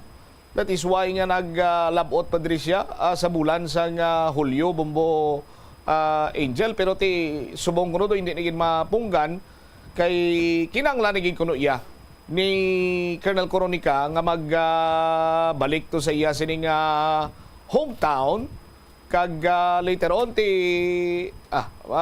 makapa-promote pa siya sa iya sining iyang posisyon. At the same time mahatagan man sang kay gayunan ang iban sini iyang mga PNP officers nga makapangalagad man as city director diri sa syudad sa Iloilo. Ang wala bang Botcham kit antaman gani mga nakaisa ka tuig ni si Police Colonel Juresti Coronica diri sa bahin sang Iloilo City kay nakasunod ni siya June 2023 mo titro timing man nga isa ka tuig kag isa ka bulan, pero ti with this one ng taon naton kay nagset diri sang taas nga standards kag taas man diri expectations sang publiko sa bag-o nga ICTO director nga ti matungdan niya ang iya responsibilidad kag ma-maintain niya ang kalinong kag katawhay diri sa bahin sang Iloilo City. Ati hindi mo man set aside ang abilidad ni Colonel Kim Ligada kay man taga syudad ni sang Iloilo, bala niya na ding pasikot-sikot Bombo Angel ang terrain, ang batasan, kag kumbaga pa kung ang kilala ko pati mga hidden gems balani ni Colonel Kim Ligada, so hindi na siya budlayan kag ti hopefully kung ano kaayo ang performance ni Colonel Coronica nga pangayaw matupungan or base malabawan pa ni Colonel Ligada bilang isa ka tumandok man niya nga taga syudad sa Iloilo. Ang mga ibang Botcham balantayan man kag ti isa bahin sang Iloilo City Government nga ang relationship ni bala nga ginatawag bang Botcham ma-maintain kag ti si Mayor daan wala man sang problema kung maayo gid kita anyang performance. Kung may mga kakulangan gina-call out niya kag ti bala mo naman nga ang gusto ni Mayor Jerry Tranyas nga daan kung gabi ang visibility kapila niya na daan ligad ginmuno ang visibility bisan on sang tion pa ni Police Colonel Juresti Coronica ang visibility sa mga patrol cars sang mga ginpangbakal sang city nga ti mapuslan bala Botcham ti maayo man na with this one basi may mga strategic planning nga bag-o si Police Colonel Ligada nga ti ibutang niya abi since nga tumandok siya sa Iloilo City kag balaan gid niya ang abi pasikot-sikot kag mga internal or ang pangayaw gani naka-perform sang maayo 9.9 ang rate ni Mayor Jerry Tranyas sa iya.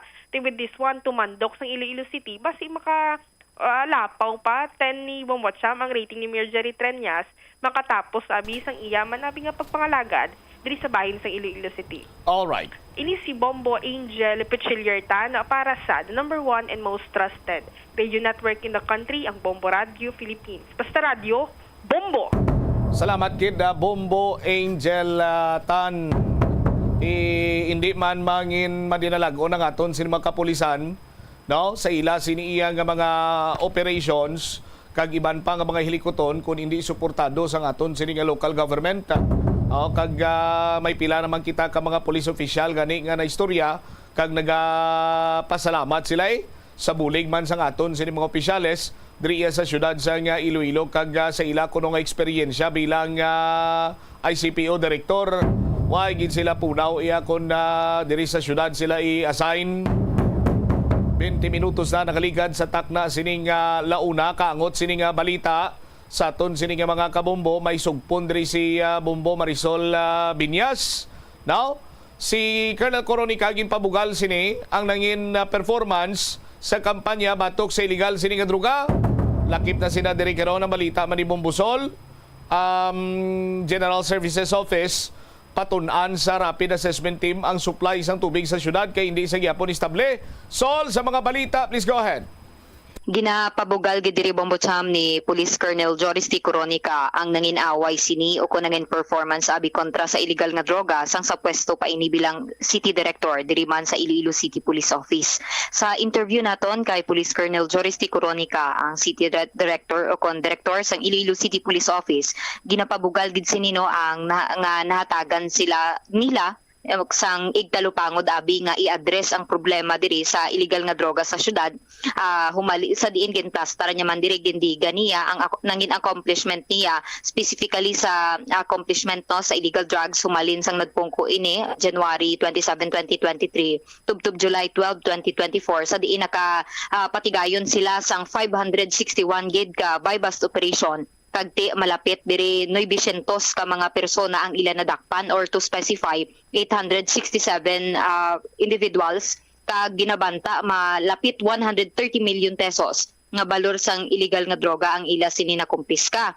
So mangin kuno si Iloilo City Mayor Jerry Treñas suno diri kay Colonel Coronica nga nagalao man sa mga masunod o kon sa masunod nga City Director ilabi na kay Police Colonel Kim Ligada nga tutukan man ining kontra no sa illegal nga droga. Bangod may nangin history na abi ining syudad sang Iloilo nga pati kuno ang politika kontrolado na sang illegal nga droga sa diin amo na gani no sang dinamlag nga eleksyon nangin vocal gid ini sila ilabi na sa pagpahanumdum abi sa mga pumuluyo nga hindi abi kuno pagbutuhon ining mga naga-engage sa illegal nga droga nga mga nagpadalagan sang mga nagligad no nga barangay SK elections.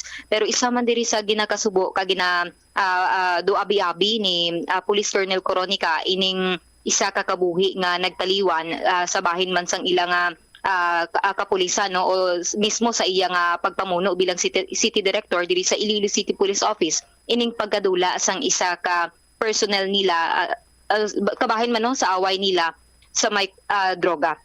Sa dugang bilang payag aton ipabati ang aton nangin interview kay Police Colonel Joris T. Coronica. I know that we were able to address our problem with regard to illegal drugs. Na siling gani sa atong City Mayor, ang mabulo sa akon dapat amo man na ang iyagyapon nga tutukan. It's because may history ang Iloilo City nga pati politika kontrolado na sa droga. Kag in that fight, masubo man because may ara pa nga naghalad nga isa kabuhi.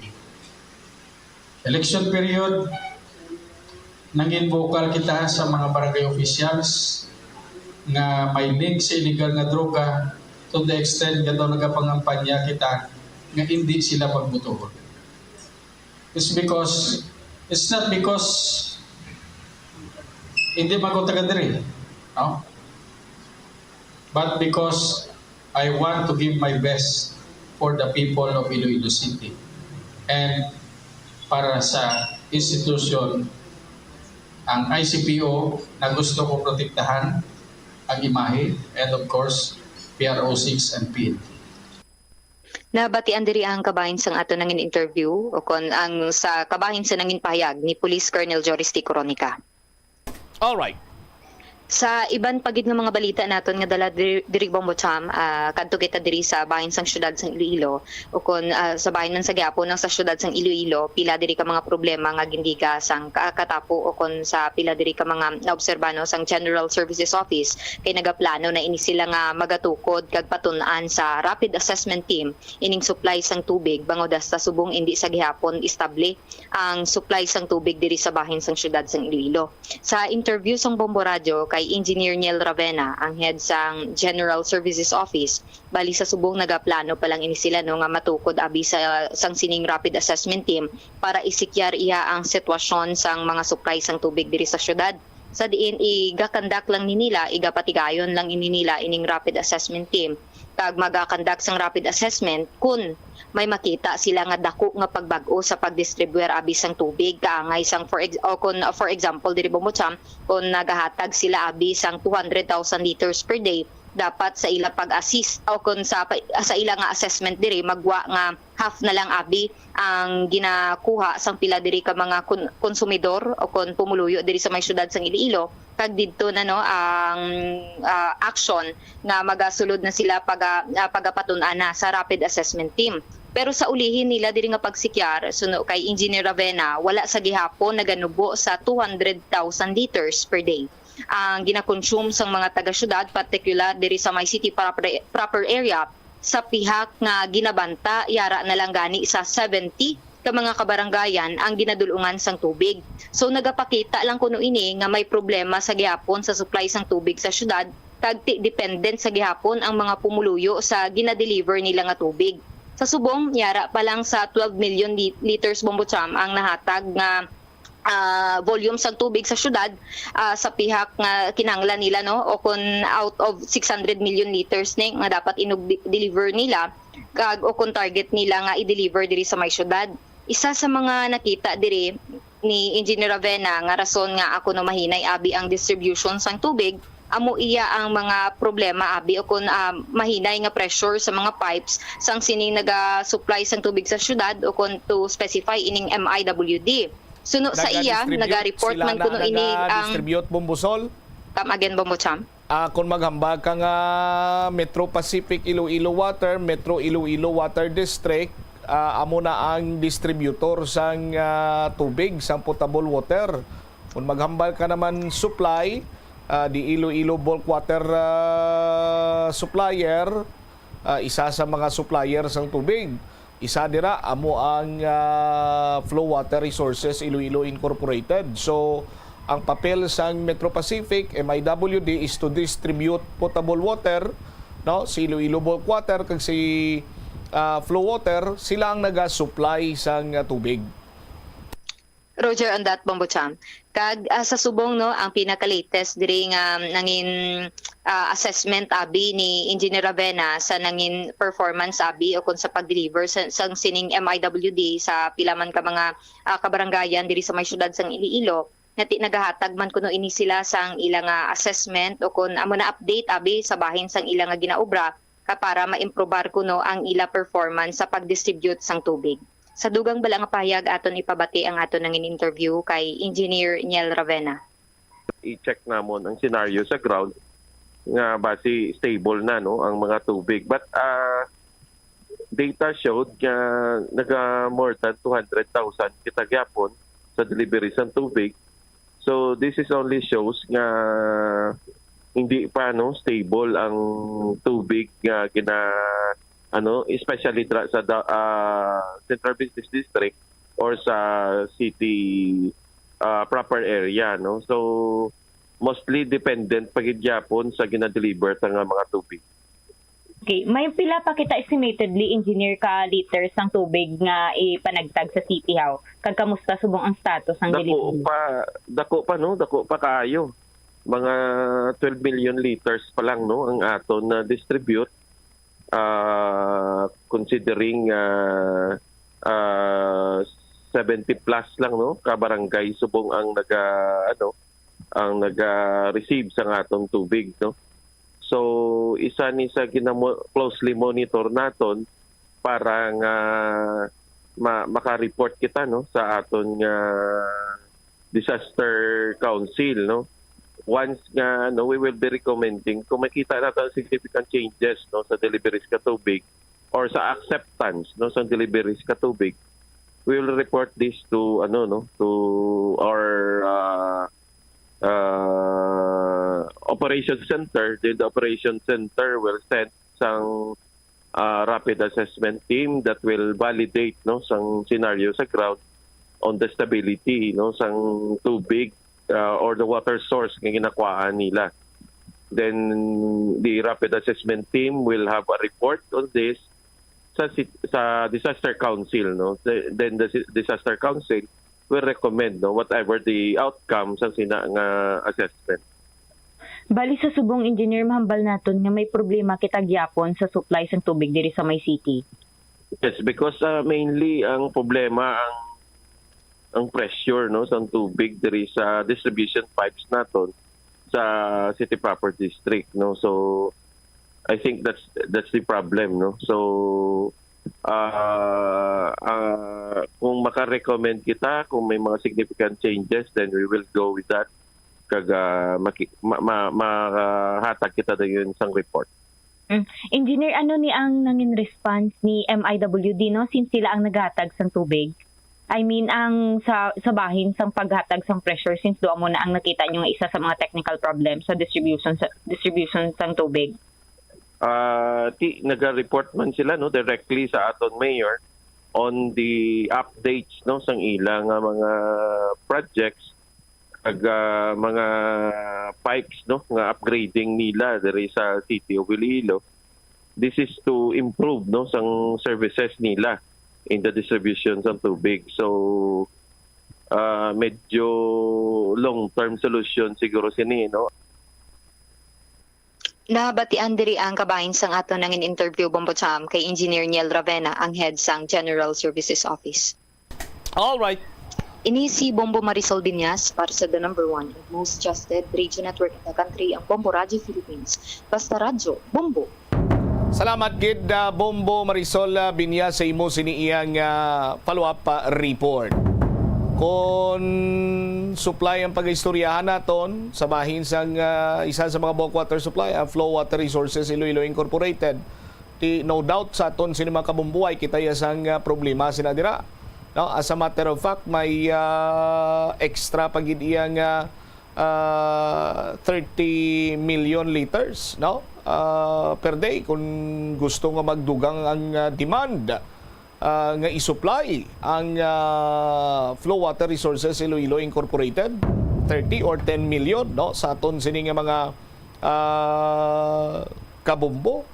Ang city government may ginadeliveran pa sa gyapon siniiya sang tubig. Pero ting ginadeliver ni do hindi man gani ni potable water sa aton sini mga kabumbo. Tiyang tuloksoon sinadriya pa isang liwa na Metro Pacific Iloilo Waters. Ngati nagpromisa sa mga konsumidor nga sa sulod sang 4 ka tuig or 5 ka tuig ma-improve nilang ilang sining serbisyo.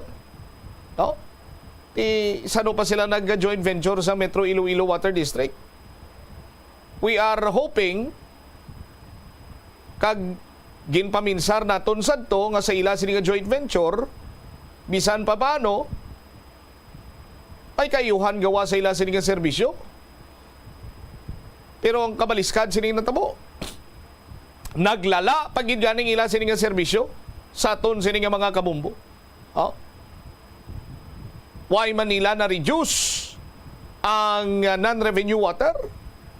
Na-reduce lang nila ang ila sininga non-revenue water sa ila sininga presentation. But in reality, hindi nila masagang ganiyang reklamo sa ila sininga konsumidor. Nga sa pagkabatood, literal nga hindi masagang, why na lang gani nila ginasapakman ang reklamo sa ila sining mga konsumidor. Bisan wala nagakonsumo, ginasukot sa gyapon sang ila siniyang monthly orang ila sini iyang ano ganing tawag sina engineer? Gina minimum. Ang minimum sini nila nga water rate ginasukot yapon. Ti why mo na gamit, why mo na puslan pero bayran mo higos-higos lang na iya sa swindler. Nga sahi isang buluhaton. So, kagkadamaan sa mga pumuluyo diri sa syudad sa Iloilo, butang tawi, we can't imagine nga nahimo inasang Metro Pacific Iloilo Waters. No? Nga manukot lang sila iyasang minimum, why man gatubod imo gripo, why ka man makagamit sang ila sining nga tubig. No? Pero bayad ka kada bulan ti do kasubong buluhaton sang swindler ina. Kag hindi kita makapati nga ang Metro Pacific nagauyat sa ngayahay sa mga group of companies ni Manny Pangilinan. Ti magamba ka Manny Pangilinan, gaingaw na yung ngalan ni Sir Manny Pangilinan sa iya sininga mga investment. Particularmente sa public utilities. Pero diriya sa syudad sa Iloilo, baratohon, cheap, inutil,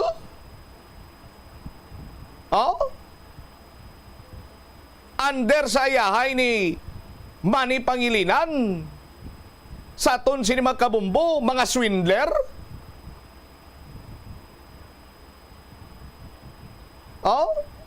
why mo na puslan, why magatubod imo sini nga gripo, hangin malang gatubod. Tapos sukton kanila iya sa nga minimum, kung hindi ka kabayad, utdan ka pa, ti swindler.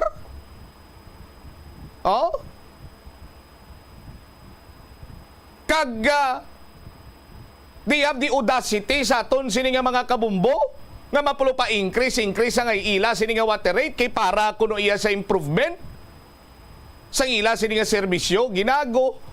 No? Ilang tuwab lang halit.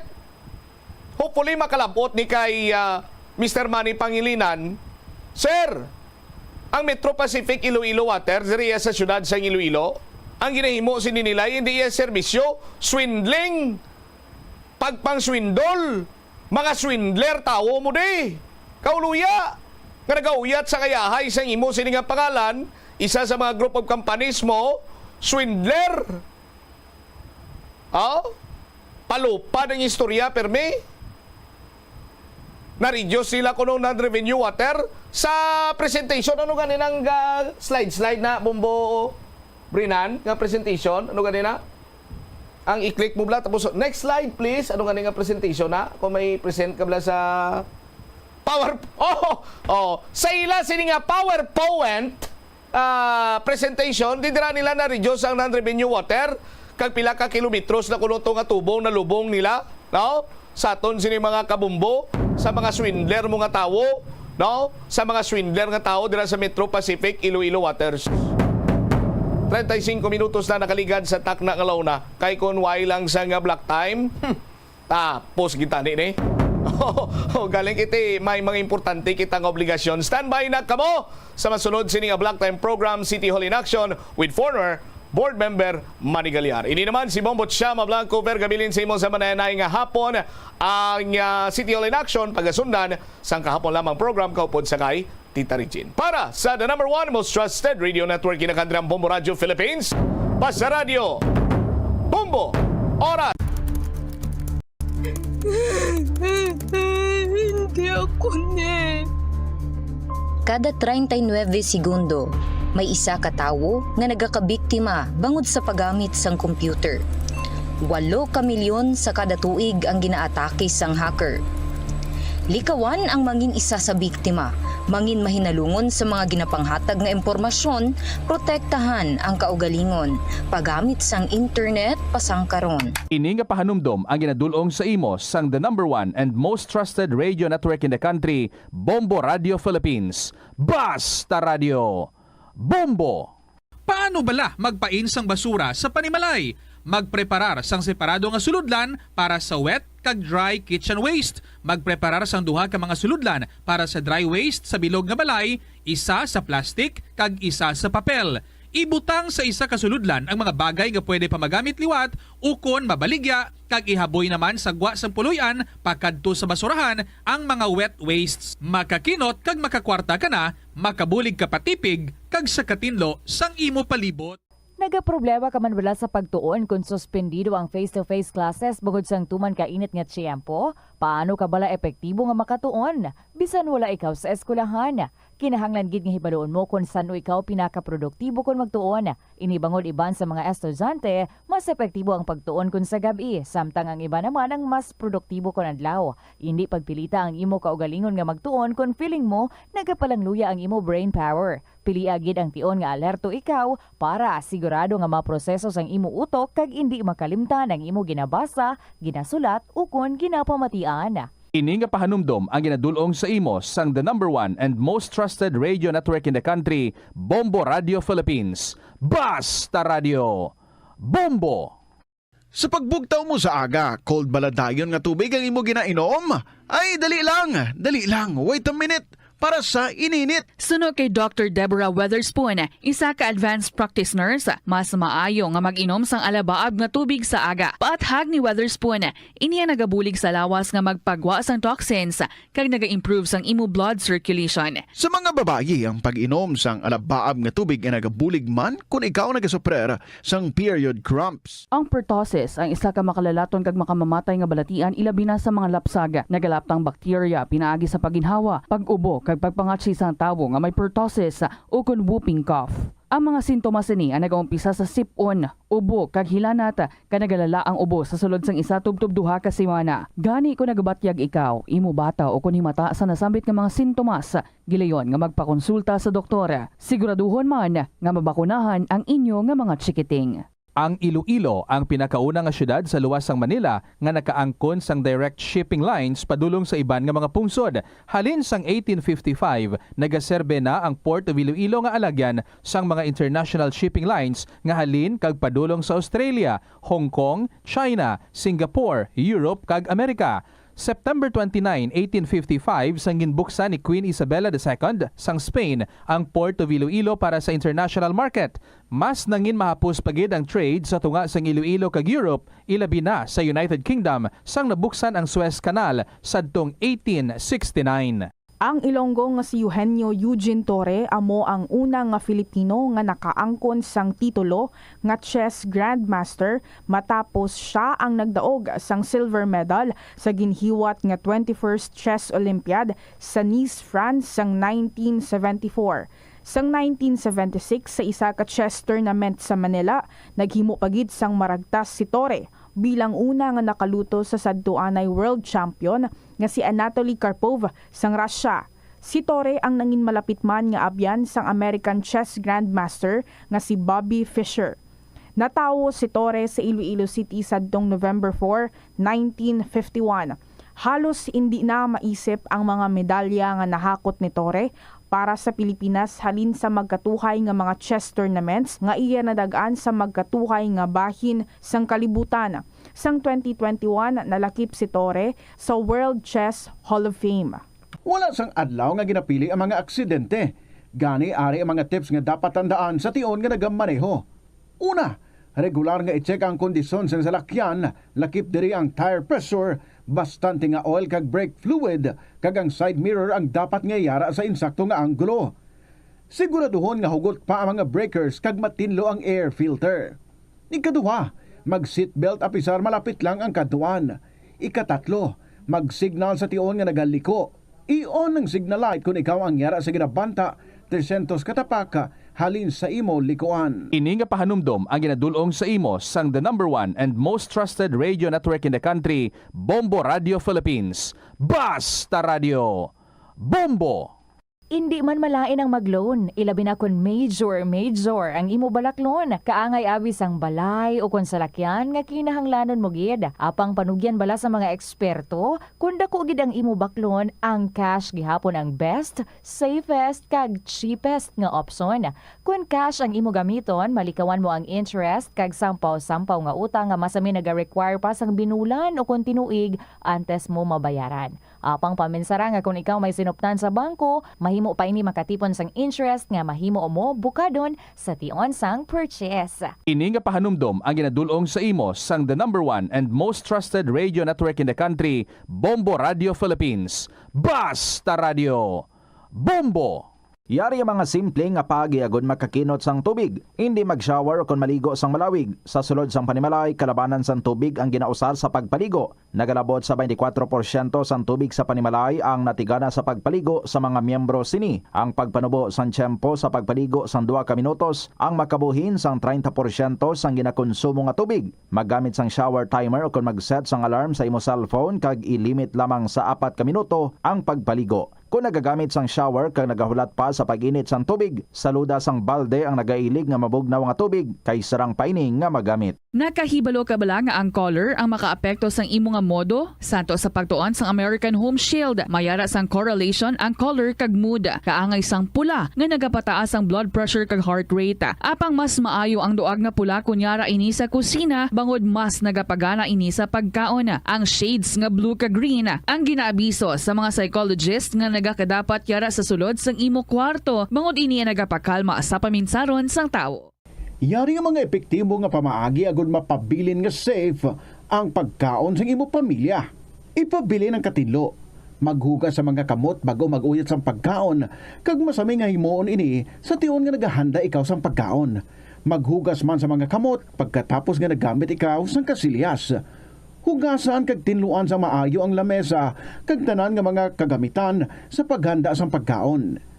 Siguraduhon man nga safe ang kusina kag pagkaon gikan sa mga insekto, mga peste kag iban pa nga mga sapat. Ini nga pahanumdom ang ginadulong sa imo sang the number 1 and most trusted radio network in the country, Bombo Radio Philippines. Basta Radio Bombo!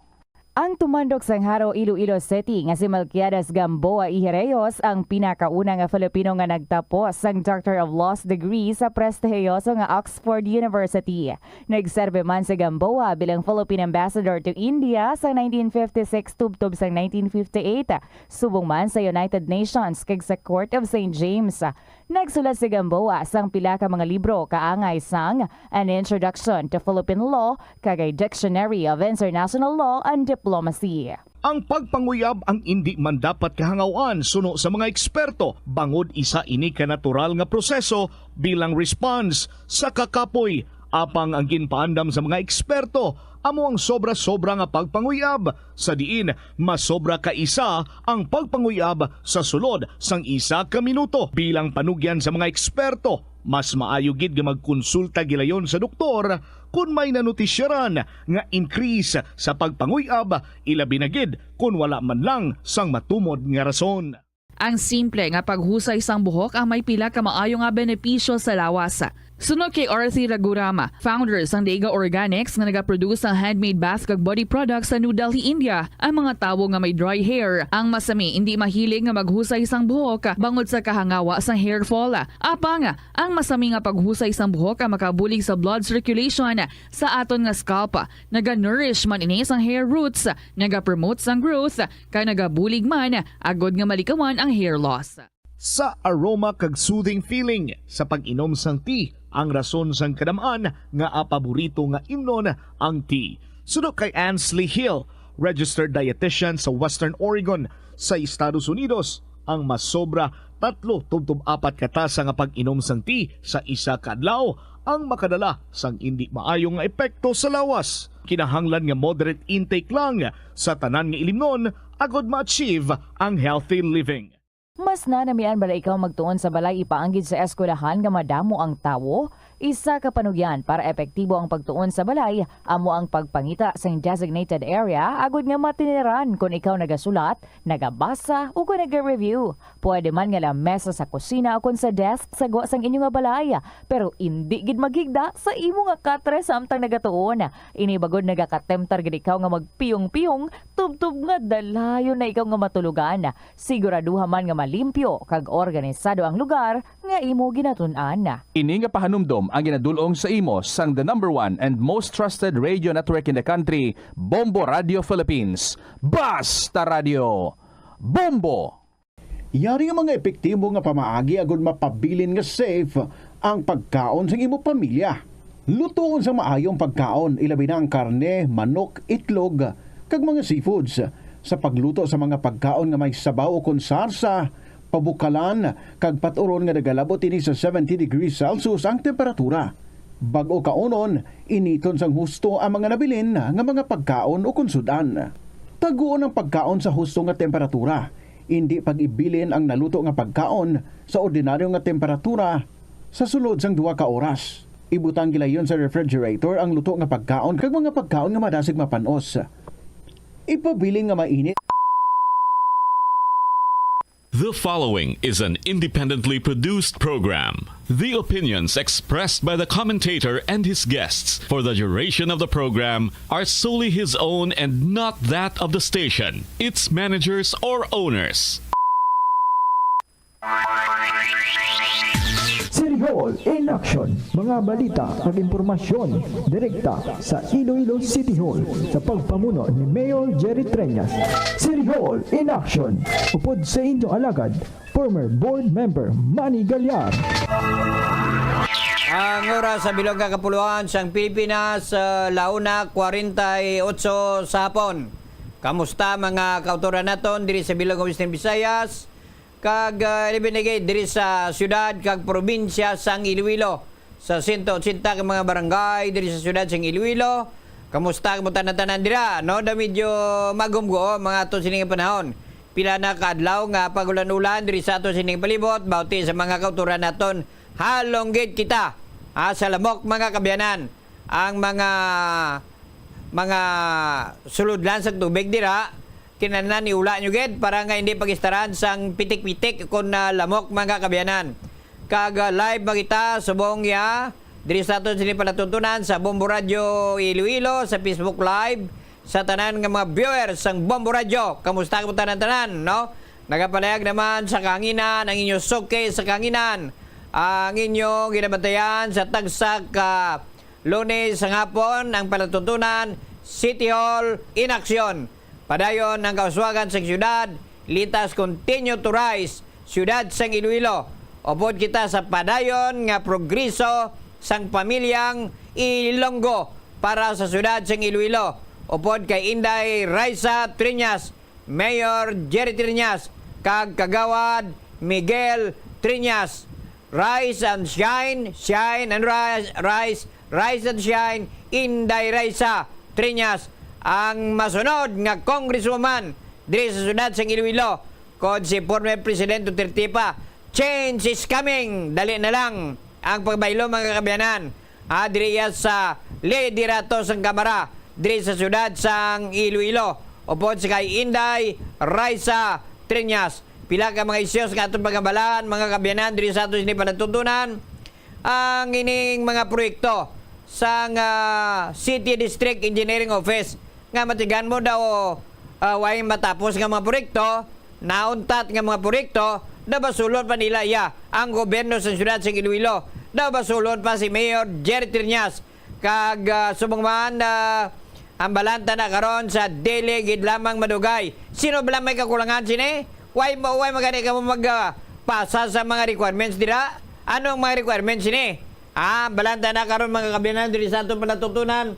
Ari sa aton nga linya, no? Ini nagta magpalig-ligoy si Kagawad Johnny Yang sang syudad sang Iloilo, ang chairman sang Committee of Engineering, Construction and Public Works sang City Council, si Kagawad Yang. Kagawad, good afternoon, Kagawad.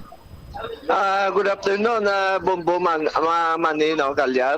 Good afternoon, sir. Nagpagigangot kita si mo Kagawad kay manti ining partibla sang mga proyekto, mga projects sang City District Engineering Office nga way matapos way mahuman kag daw ginabasol pa nga syudad sang Iloilo. Mamangkot ta sa imo sini Kagawad. Nakapasa ni sila sang ila sini mga requirement katulad sang technical requirement, kag iban pa nga mga requirement Kagawad. Inaisa ka rason no kinsuspende ni Mayor ang kontrata sa DPWH sa 7 inaka project sa DPWH ay nakita yang daw wala ka sumiter sa mga permit no sa siyudad sang Iloilo kag sa mga barangay resolution na ginakinhanglan gid nga dapat ang isa ka kontraktor magkuha sang permit sa siyudad sang Iloilo. Aha. Kaman may doha ka mga requisitos, no? Technical requirement kag subong man mga iban pa dira nga mga requirement, no? Sa antes ka magkuha sang building permit. Nakakuha ni sila sang ila sini nga technical requirement, nakapasa sila daway. So sa atong paghibalo nakita naton nga wala sila naka-comply sa requirements ng siyudad sang Iloilo. Amoy na nga rason nga nagpagawa si Mayor sang executive order nga pagpakansilar sang kontrata sang DPWH. Aha. May requirement pagid kagawad, no, sa dalom sang local government unit o kon local government code nga kinanglan mag-coordinate sila sa city government kay man diri na hamtang nga ila sinimo project sa city government kag subong man magkuha sila sa approval sa sanggunian concern o kon sanggunian panlunsod diri siyudad sing Iloilo kay man ang project nila diri na hamtang. Yes, matod na Bongbo Manigal yan, no? Nga isa naka-requirements, no? Nga isa ka kontraktor dapat makuha sang mga building permit sa siyudad sang Iloilo kag mga barangay clearance para may coordination between sa national government kag sa siyudad sang Iloilo. No, kag ina nagpagawa si Mayor sang executive order nga pagkanselar sa DPWH sa kontrata sa 7 ka proyekto sa siyudad sang Iloilo kay nakita ya daw kadugay na sang ina nga proyekto hasta subong wala pa matapos. So nginimo ya nagpadala siya sang sulat sa council kag kinpaprobahan yang iyang executive order nga pagpa-stop sang kontrata sa DPWH bilang isa ka chairman sa Public Works, Engineering and Construction. Aton man gilayon kinpasa sa council kag ila man kinaprubahan na gilayon ang ina nga ginaayo ni Mayor nga pagpasuspende sa kontrata sa DPWH. Ay si, ano ini nga mga proyekto sang District Engineering Office sa Kagawad? Ang pito so, nabalang ko, ang nabalang ko pito na sa kabilog, no? Ara sa isa sa Molo sa Katilingban, Barangay Katilingban, ara sa isa sa Ribalo sa Santa Filomena, ara dang isa sa Dulunan, ang isa daw ara panada sa may hindi ko gid tandaan pang ang apat, no? So basta pito na tanan ka barangay na nga wala sang permit nga sumiter sa siyudad sa Iloilo. I see. Pag siling mo nga permit, building permit. Yeah, building permit nga dapat maagi sa ubo na makuha sila sa building permit kaga unaw nila pangayo sila sa ubo sang building permit kagato na aprubahan sang konseho. Patawag kita sa committee hearing pag okay na tanan ang ilang requirements sa mga structural design sa ubo ang council amo ina mag-aprobar sa ila project. Di paano aprobahan sang ubo ni kay kulang gani ang gayon sabit nila nga magpapilis sa Kagawad? Amo na ganyang rason nga paano kita maka-aprobahan sa ilang permit kay why man sila may kinsubmit sa council kag sa aton nga Office of Building Official sa requirements nga ginapangayo sa siyudad sang Iloilo. Ang pitong ini amo ni mga multi-purpose? Amo na mga multi-purpose building hasta subong dugay na siguro 5 years ago pa na naumpisahan hasta subong wala pa matapos. Basi kung why na sila kwarta, ubos ron? Hindi na kita kambal ko na anong proseso sa ilang pag-ubra.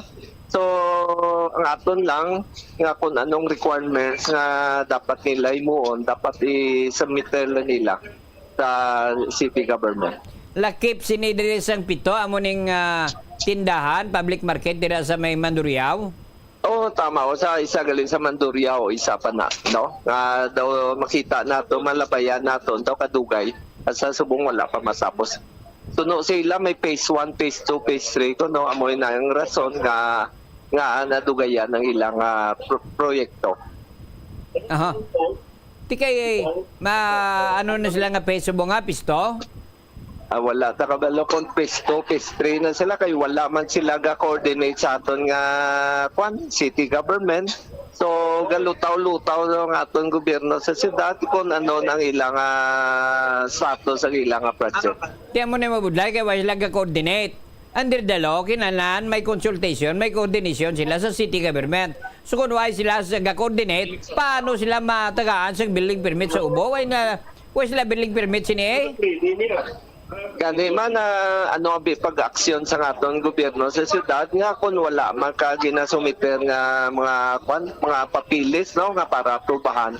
Pero lately no, ang council nag-approve na nagpasar ako sang resolution nga tanan nga proyekto sang DPWH kag mga private nga dapat masumiter gid sang magkuha gid sila sang building permit sa siyudad sang Iloilo. So wala exemption kaya ang aton DPWH hindi exempted makuha sa mga permit sa siyudad sang Iloilo. Amo gid no? May ginatawag kita nga rule of law, no? May layi kita nga ginusunod sinidire, hindi man pwede nga Ubo na kag si Mayor Triñas siya lakto do nila kag hindi nila pagsundon ng kasuguan. Siyempre sundon ginagasuguan sini kagawad. Matuod yun na may rason gid si aton nga alkalde no si Mayor Jerry Triñas insakto nang ginaobraya.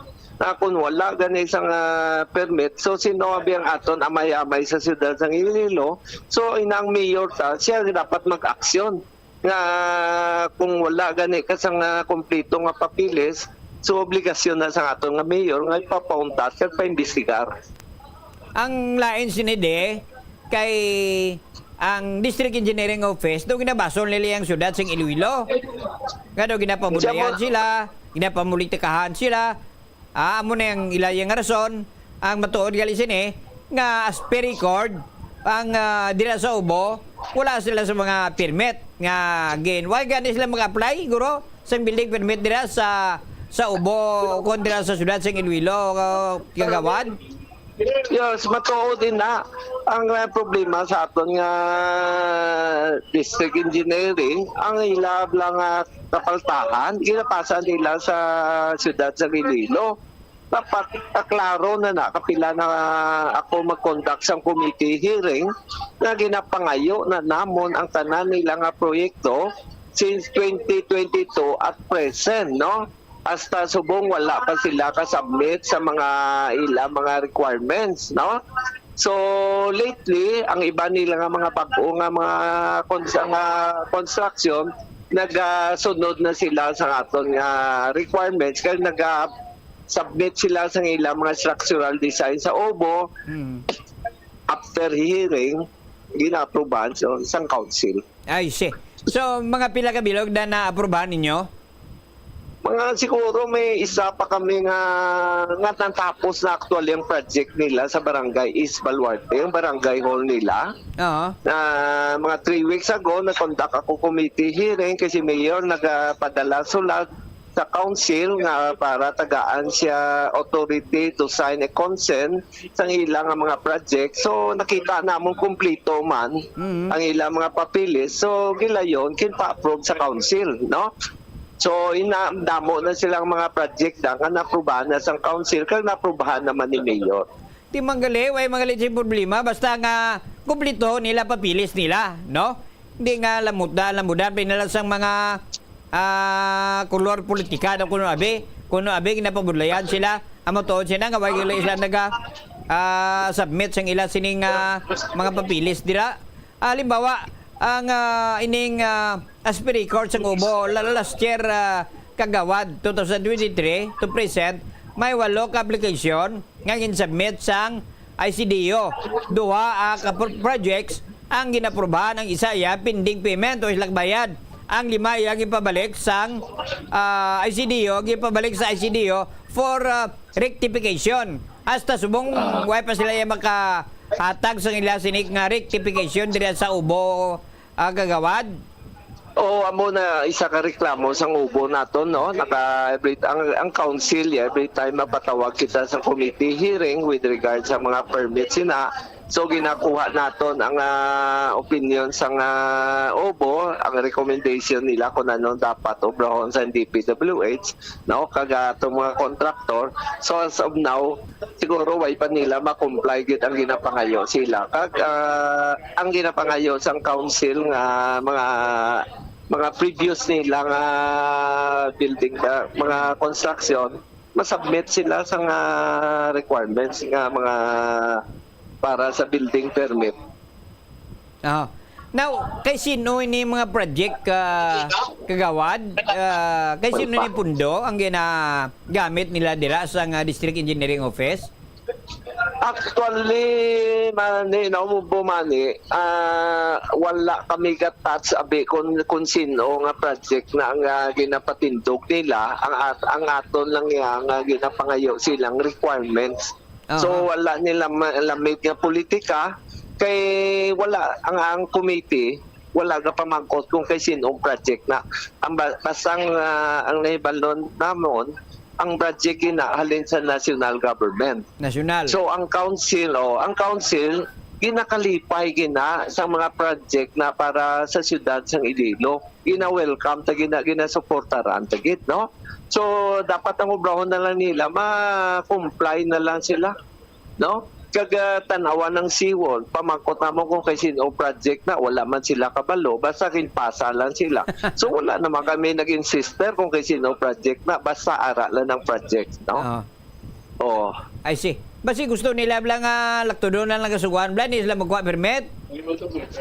Gani man mo nang masubo la bumbong mani, no, kay ang aton mga ordinaryo gani nga pumuluyo gamay lang mapatindog ka lang pader mangayo ka gani permit sa siyudad sang Iloilo, how much more with the multi-purpose building. So aton gina nga dapat ang patas-patas ang pag-apply sa aton nga rule of law. Oo, dapat under sa ginatawag nga patakaran sa atong kasuguan. Even the President of the Republic of the Philippines, no? Kailangan masunod sa atong kasuguan. Waya sang tawo diri sa aton sa pungsod nga hindi pwede nga hindi kay mo magsunod sa kasuguan, masunod kay diya sa kasuguan kagawad. Matuod kay before ako makapungko nga chairman sang committee sang engineering construction and public works, naobserbaran ako nga ang aton nga DPWH naanad sila nga trabaho nila na yung building, makonstruct anay sila tapos ulihin na lang ang kuha sang permit sa siyudad sang Iloilo. So king korekta na pagpungko ta bilang isa ka chairman, kinpahibalo man ang DPWH nga hindi exempted ang DPWH magkuha permit sa siyudad sang Iloilo.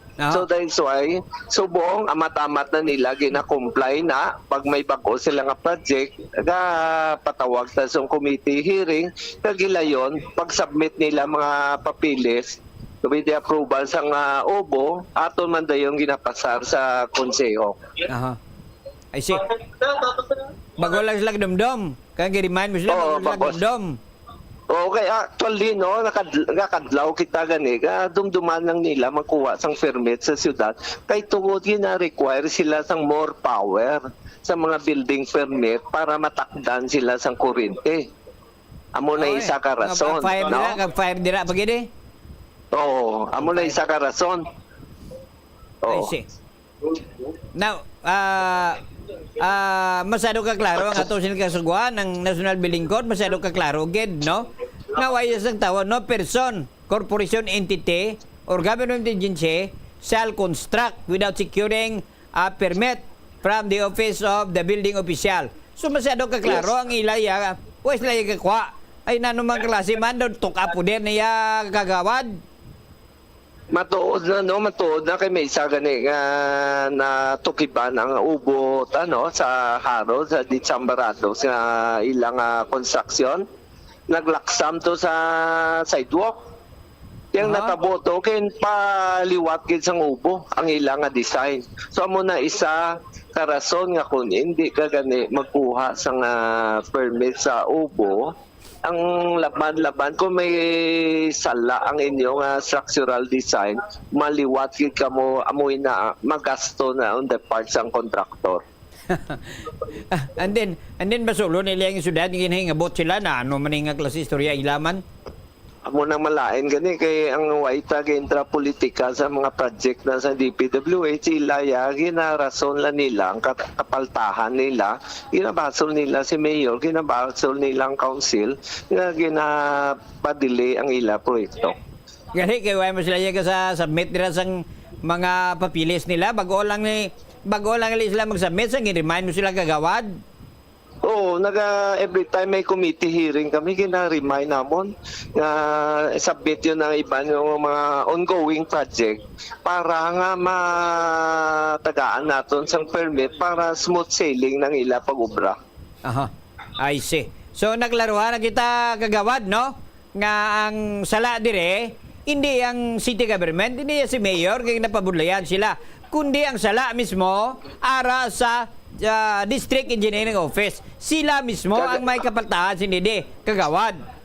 Ang isa paging nga sala nila, no, para mabalaan sa pumuluyo, sa akong nga hibalo, sa akong nga pag-usisa, ang project na sa mga DPWH, ang pagpatindog sa multi-story building, hindi na iya well-funded na kumplito ang pag-funding sa pagpatindog.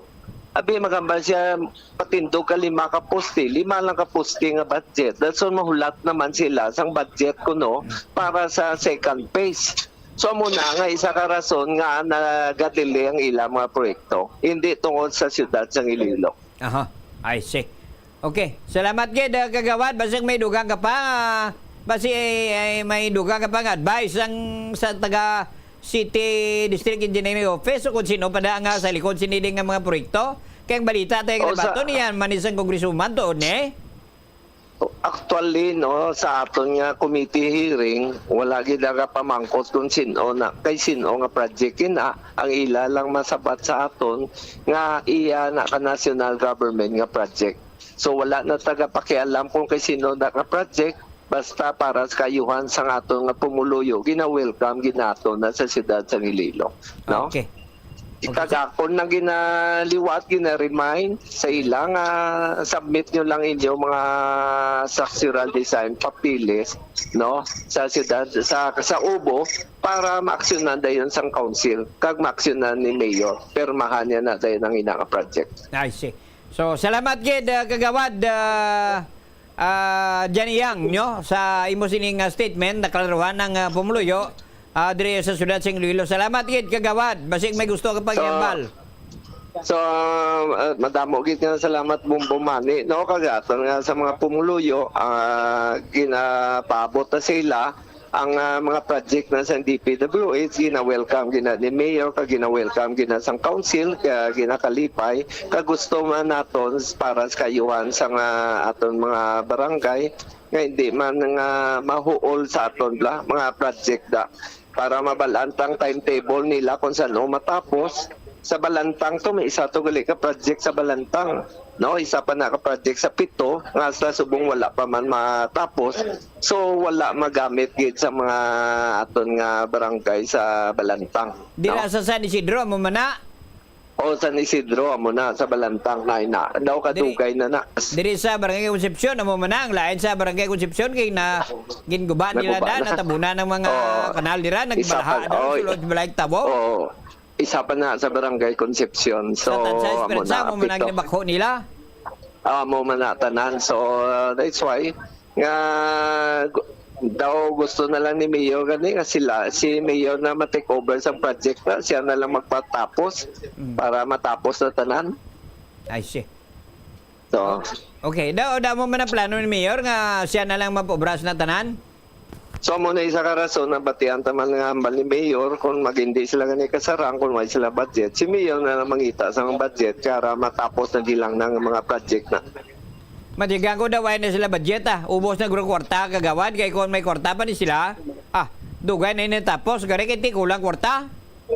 Amo gina isa ka rason nga nagadelay para mabalans ang pumuluyo ang budget na sa multi-purpose building utay-utay, no? Hindi na nga tingom nga project nga may budget utay-utay. May isa pa sa sports complex ng siyudad sa Iloilo Hasta subong daw hamba sa mga pumuluyo, poste lang yapon nga ang auto sa sports complex sa Halandoni School sa Lapos, no? Isa pa na project nga sa subong, wala pa matapos. Ano kay daso nila kag dulungan no nabi. Kung gina matama tabi nila pagtapos ang isa naman, tapos isa naman. Ha? Nga may budget nila bla? Amo gina dapat ang matuod bilang isa man ka pribado nga citizen magpatindog ta building, hindi man ta magpatindog building kung way ta budget, di ba? Sigurado on dagit nga kompleto ang budget, kung pilang budget 2 million dapat kapdan ta 2 million para tayo yon ang pagpa-construct ng building, di ba? Kay gusto nila ipakita sa tao nga may proyekto sila, no? Kag ini nga proyekto, was lang balo, basi balaman nila nga kulang ang kwarta kagawad. Amo ginang rason balaan nilang, amo naging hambal nila, may phase 1, phase 2, phase 3 tungod sa budget. Pagtapos gamit sa iyang budget ng isa, mangita sila na isa ka budget naman para sa phase 2. So mo nang rason nga nagadelay ang project, hindi tungod sa kay Mayor Treñas nga ginapadelay ang project para may balance ang atong pumuluyo. Ang mayor ta gina-welcome gina mga project, no, mga development sa siyudad sang Iloilo. In action. Okay. Salamat gid kagawad Jenny Yang sa imo sini klaro kay mathag nga pag explicar sa sining mga multi-purpose project diri siyudad sang Iloilo. Salamat gid. So, madamo salamat po Bumani Balya. Mayong hapon sa inyong tanan. Mayan man nga hapon kagawad Jenny Yang, no? So ay magali problema, Iloilo District Engineering Office, i-comply nyo lang bala ang mga papilis, dira?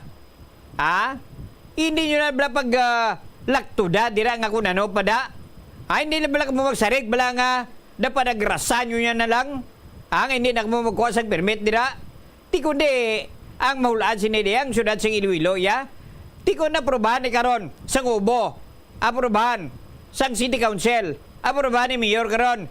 Nga way makagi sa insektong proseso. Ti ano nyo pa priso nyo? Si Mayor? Si Engineer Gustilo? Pagkawian nyo sa publiko? Nga bisan way iya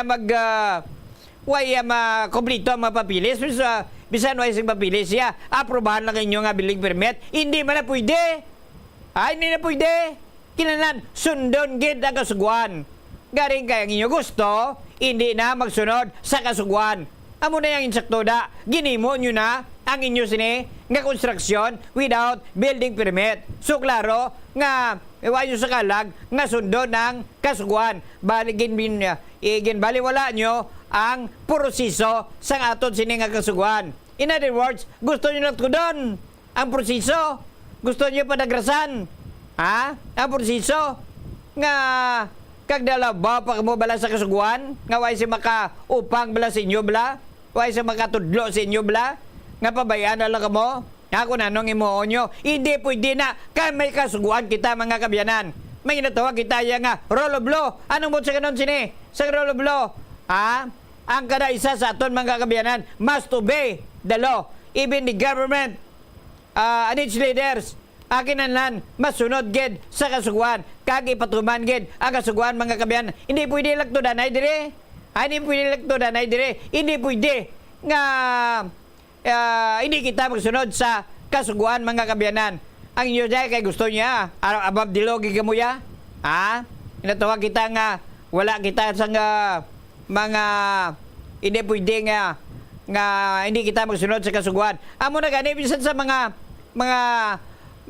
kuan mga kabyanan, mga magkali kada sang balas kay bato, bisan sa mga government project mo ibutang, kinahanglan ang gratuitous permit.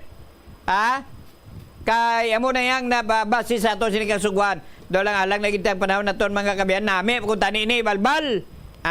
Sa sunod nga pagpangalakan naton sa Webes nga adlaw mga kabyanan tinguhan taning matalakay liwat no diri sa ato sini palatutunan kay daw lang halangin ang ato sini panahon inang inyo lagad si former board member Manny Galyar ay sa return sa Webes nga adlaw las 9:30 ang takna hasta las 10 sa aga sa Webes nga adlaw. Madamo gid nga salamat, may dayan gid nga pon kanyo nga tanan.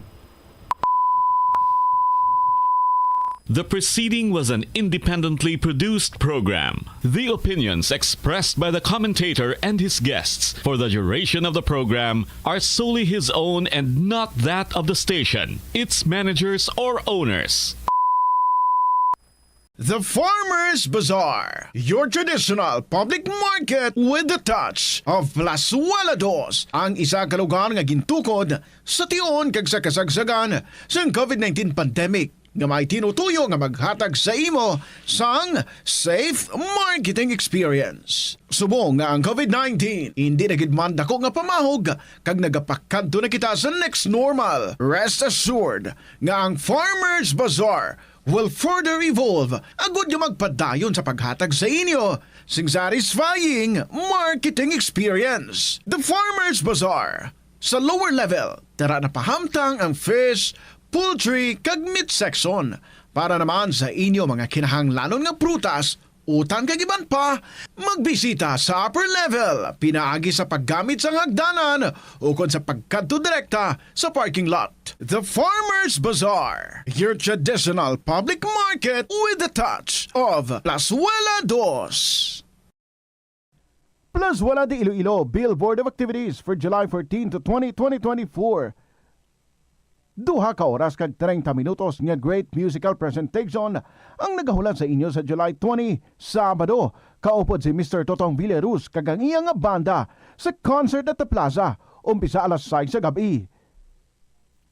Sa tion sa musical show, napuno ka mga matahom nga Plazuela de Iloilo Special Edition mugs kag madamo pa nga iban ang igaparafol sa mga suki sang Plazuela de Iloilo.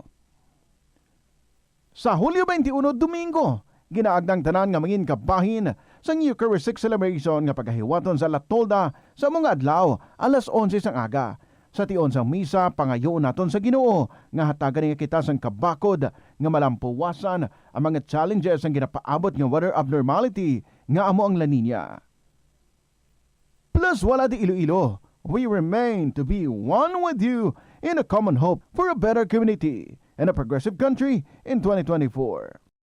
Ang Ilonggo nga si Eugenio Eugene Torre amo ang una nga Filipino nga nakaangkon sang titulo nga chess grandmaster matapos siya ang nagdaog sang silver medal sa ginhiwat nga 21st Chess Olympiad sa Nice, France sang 1974.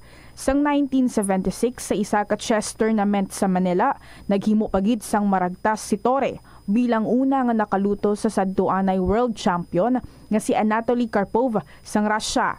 Si Torre ang nangin malapit man nga abyan sang American chess grandmaster nga si Bobby Fischer. Natawo si Torre sa Iloilo City sadtong November 4, 1951.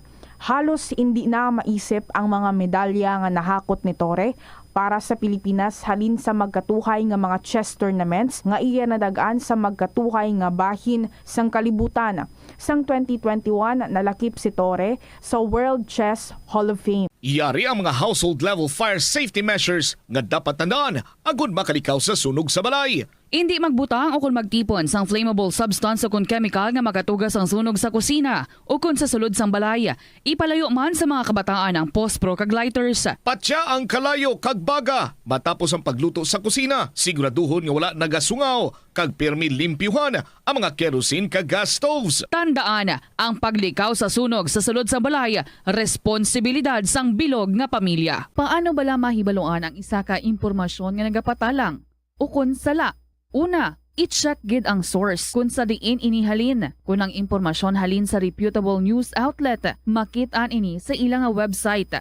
Ikaduha, i-check ang petsa sang gin-publish ang impormasyon o kung ang article. Ikatatlo, i-check ang detalye sang impormasyon. Basta hagid ang bugos nga istorya bangod posible nga ang detalye ang malayo katama sa nakabutang sa headlines. Mag-fact check. Kon kaisa, bangod sa imo nga kaakig, stress kag disappointment sa kabuhi, nagadesisyon kamo nga wala ninyo ginapalibugan kag ginapadalman. Gani ilikawi nga maghimo sang desisyon kon ikaw ang akig. Hatagi sang oras ang imo nga kaugalingon, bangod ang imo nga first idea ang hindi mo man kon kaisa makabig nga best idea. Makabulig man nga magpangayo sang perspektibo sa ibang nga tawo, ilabi na kon siya ang nagapangatubang man sang kaangay nga sitwasyon sa ilang nga kabuhi. Kun ang desisyon nga imo ginhimo ang wala nangin madalagon, hindi napagbasulon ang kaugalingon.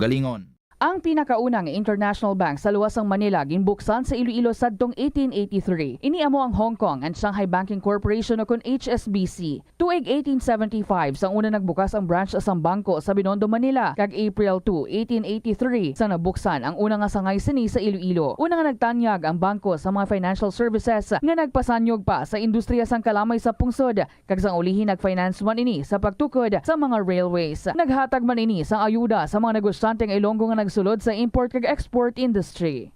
Poisoning o kung paglain sang tiyan, sundo ng ining mga pahanumdom sa pagpreparar sa mga pagkaon kag ilimnon. Manghugas ang kamot kag ipabili ng katinlo antes kag pagkatapos ang paghimos. Kung masakit, likawan ang pagpreparar sang pagkaon para sa iban. Siguraduhon nga naluto sang husto ang pagkaon. Kung mahimo, kauno ng pagkaon samtang mainit pa. Siguraduhon ang katinlo sang pagkaon agod ang selebrasyon mangin mas malipayon.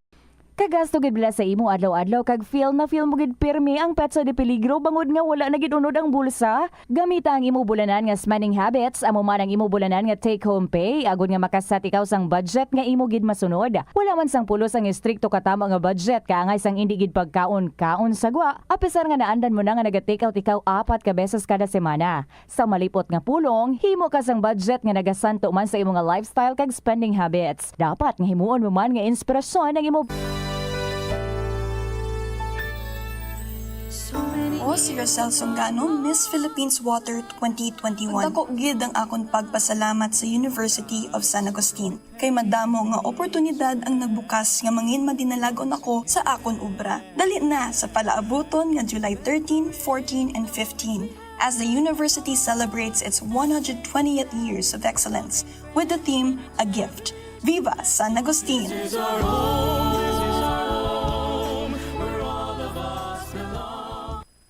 Kung sa imo pagbugtaw, magpalanakit man lang ang imo lawas, base hindi ka naman namian magtulog. May panugyan ang pain medicine specialist nga si George Gergis. Simple lang. Una, maglikaw sa pagkaon nga nagapromote sang inflammation. Pilion mo ang madamo nga utan, prutas, whole grains kag seafood bangod ginapataas ni ang antioxidants nga nagabulig sa pag-reduce sang inflammation. Mag-exercise apang hindi man pagpatamaan. Ang movement nagalubricate sang joints gani nga makalikaw sa pain kag stiffness. Ang cyberbullying among paggamit sang offensive kag masakit nga mga tinaga online na ukon pinaagi sa text. Ang bullying ang nagatuga sang kasubok kag depresyon sa biktima. Magluwas ni, magabatyag siya sang kaakig, pagkadula sang interes sa mga butang nga iya naluyagan kung ikaw ang ginbully. Una nga tika nga imo himuon, amo nga magpangayo sang bulig sa tawo nga imo masaligan. Paano ka bala makabulig nga mauntat na ang bullying? Simple lang, don't be a bully. Hindi mag-post online nga makahatag sang sakit sa balatyagon sa isa ka tawo. Kadungan sang pagtigulang, nagataas man ang risgo sang vitamin deficiencies nga nagatugas sang physical kag emotional changes. Santo sa isa ka scientific study, ang B vitamins ang importante agod nga mag-function ang body cells nga nagabulig sa metabolism, paghimo sang bago nga blood cells kag nagabulig sa pag-maintain sang healthy skin cells, brain cells kag body tissues. Magluwas sa supplements, lakip sa mga pagkaon nga bastante sa vitamins sa moang karne, whole grains, prutas, gatas, cheese kag mga ulutanon. Mga kabombo nga motorista, yari ang mga pamaagi agud makatipid ka sa gatong. Ipasiguro nga yara permi sa maayong nga kondisyon ang imo salakyan. Check yara ang imo nga goma kag siguraduha nga yara sa husto nga tire pressure. Likawan nga naka-idle ang makina sang imo salakyan bangod nagakonsumo ini sang gatong. Buksi ang bintana sang imo salakyan kag magamit lamang sang aircon kung kinahanglan. Kag pagkamaayuha nga mag-commute na lang o kung maglakat-lakat lang ang imo kadtuan. Likawan ang aggressive driving kag padalaga na ang imo salakyan sa husto lamang nga kadasigon. Paano ipabilin nga matinlo ang ginakaon nga mga prutas kag utan? Dapat nga regular ang paghugas ng kamot nga may habon. Ito ang Bombo Radio Philippines. Fully digitalized. Numero 1 sa balita, komentaryo, drama at serbisyo publiko. Bombo Radio Philippines. Bombo Radio Philippines. Ang inyong #1 at most trusted radio network in the country. Basta Radio Bombo! Good afternoon. Maayong hapon gid sa inyo dira mga suki nato nga matagpalamati, mga KLP lovers, mga friends, mga listeners, mga letter senders. Happy Monday. Balikay na naman kita. And this is Tita Regine. Ang bilis ng panahon, it's already the 15th of July. Kalahati na ng buwan. Uy, payday para sa iba. Diretso puli, ha? Anyway, nag-aabi-abi gid ako sa inyo sa liwat. Mag-aop na lang kita kag mag-enjoy sa aton yung mga istorya to be unfolded right before your ears, right before your eyes. Ganit ready lang ka mo dira. Alright, 27 minutes after 2 o'clock. Huwag na tayong magpatumpik-tumpik. Ari ang aton nga abahanan para sa inyo from Jose L.G. Fuentes. LDR, welcome sa KLP.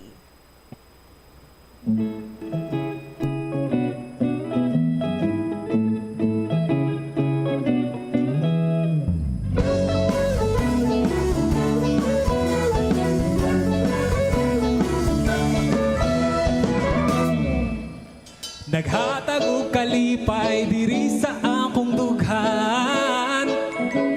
Ang imong pagtawag samtang naglakaw gakatawa kay gikilig man. Ngisi abot sa dunggan kay ang imong tingog maoy naghubay sa magul-anon ko nga adlaw.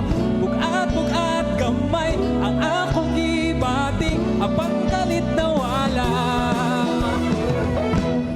Huna naglupad, mura ko gituboy sa pangano.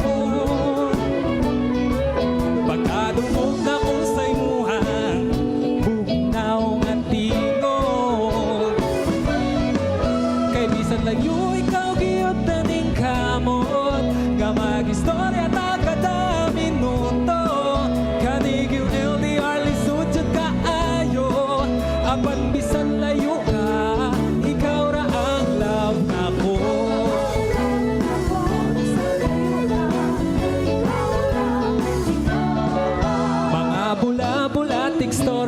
I love you and I miss you more. Mauy gibalik-balik, wa nay kan-anay, wala nay pahuayay, wa nay uliay. Never mind kay gikilig man, kay ang kamingaw nga akong ibati, biligid ka bayran o dolar. Bisagod sa ubiyong, ako gyud ang tuhod sa imong bahiyo. Huna naglupad, mura ko gituboy sa panganon. Pagkadungog na ko sa imuhang bugnaw nga tingog.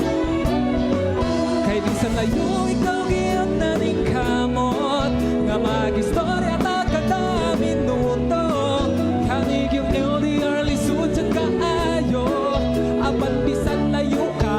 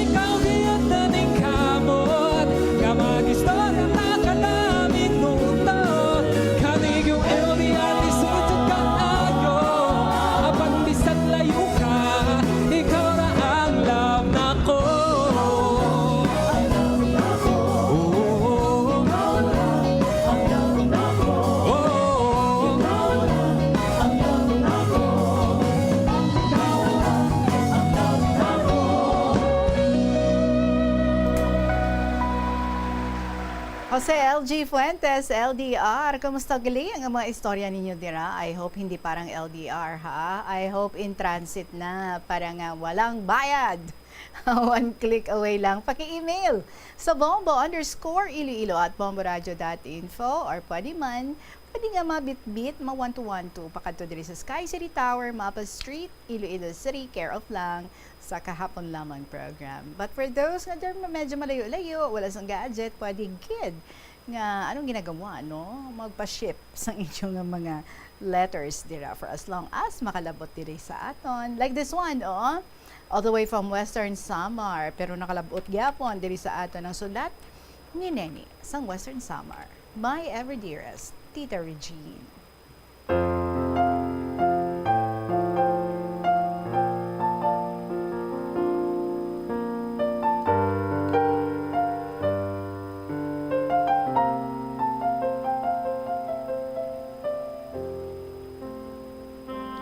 Mayong hapon, Tita Regine, sa imo, amuman sa katapos ang Bombo Radyo Iloilo, kag sa mga tagpalamati ka viewers ng KLP.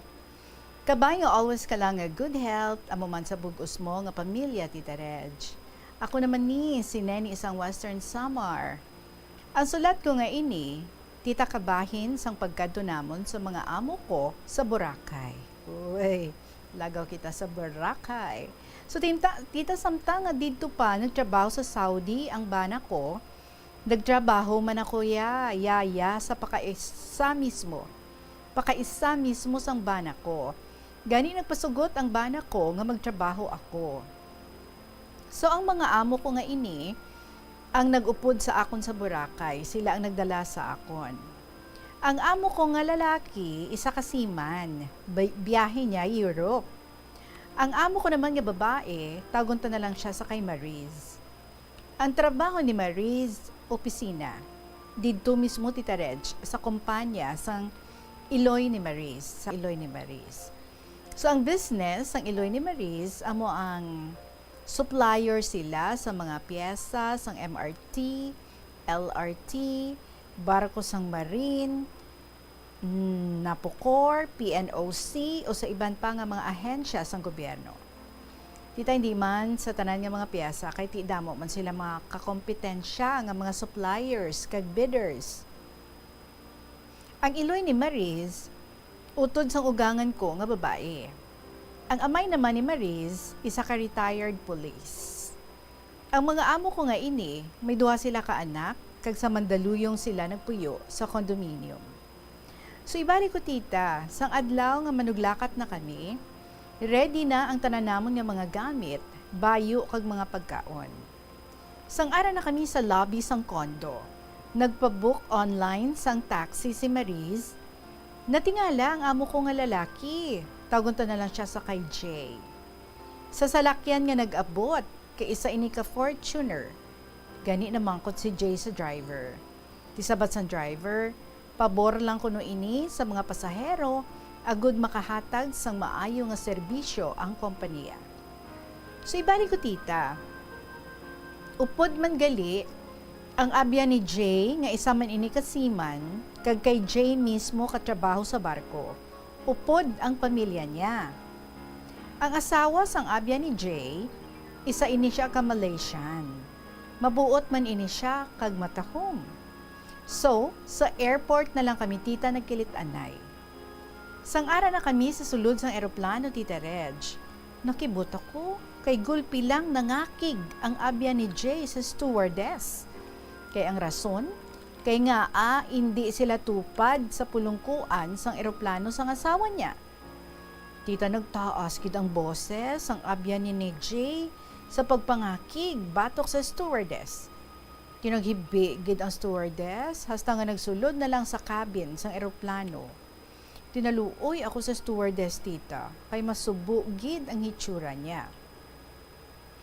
Amo ini ang number 1 nga gahod sa sulod sang eroplano.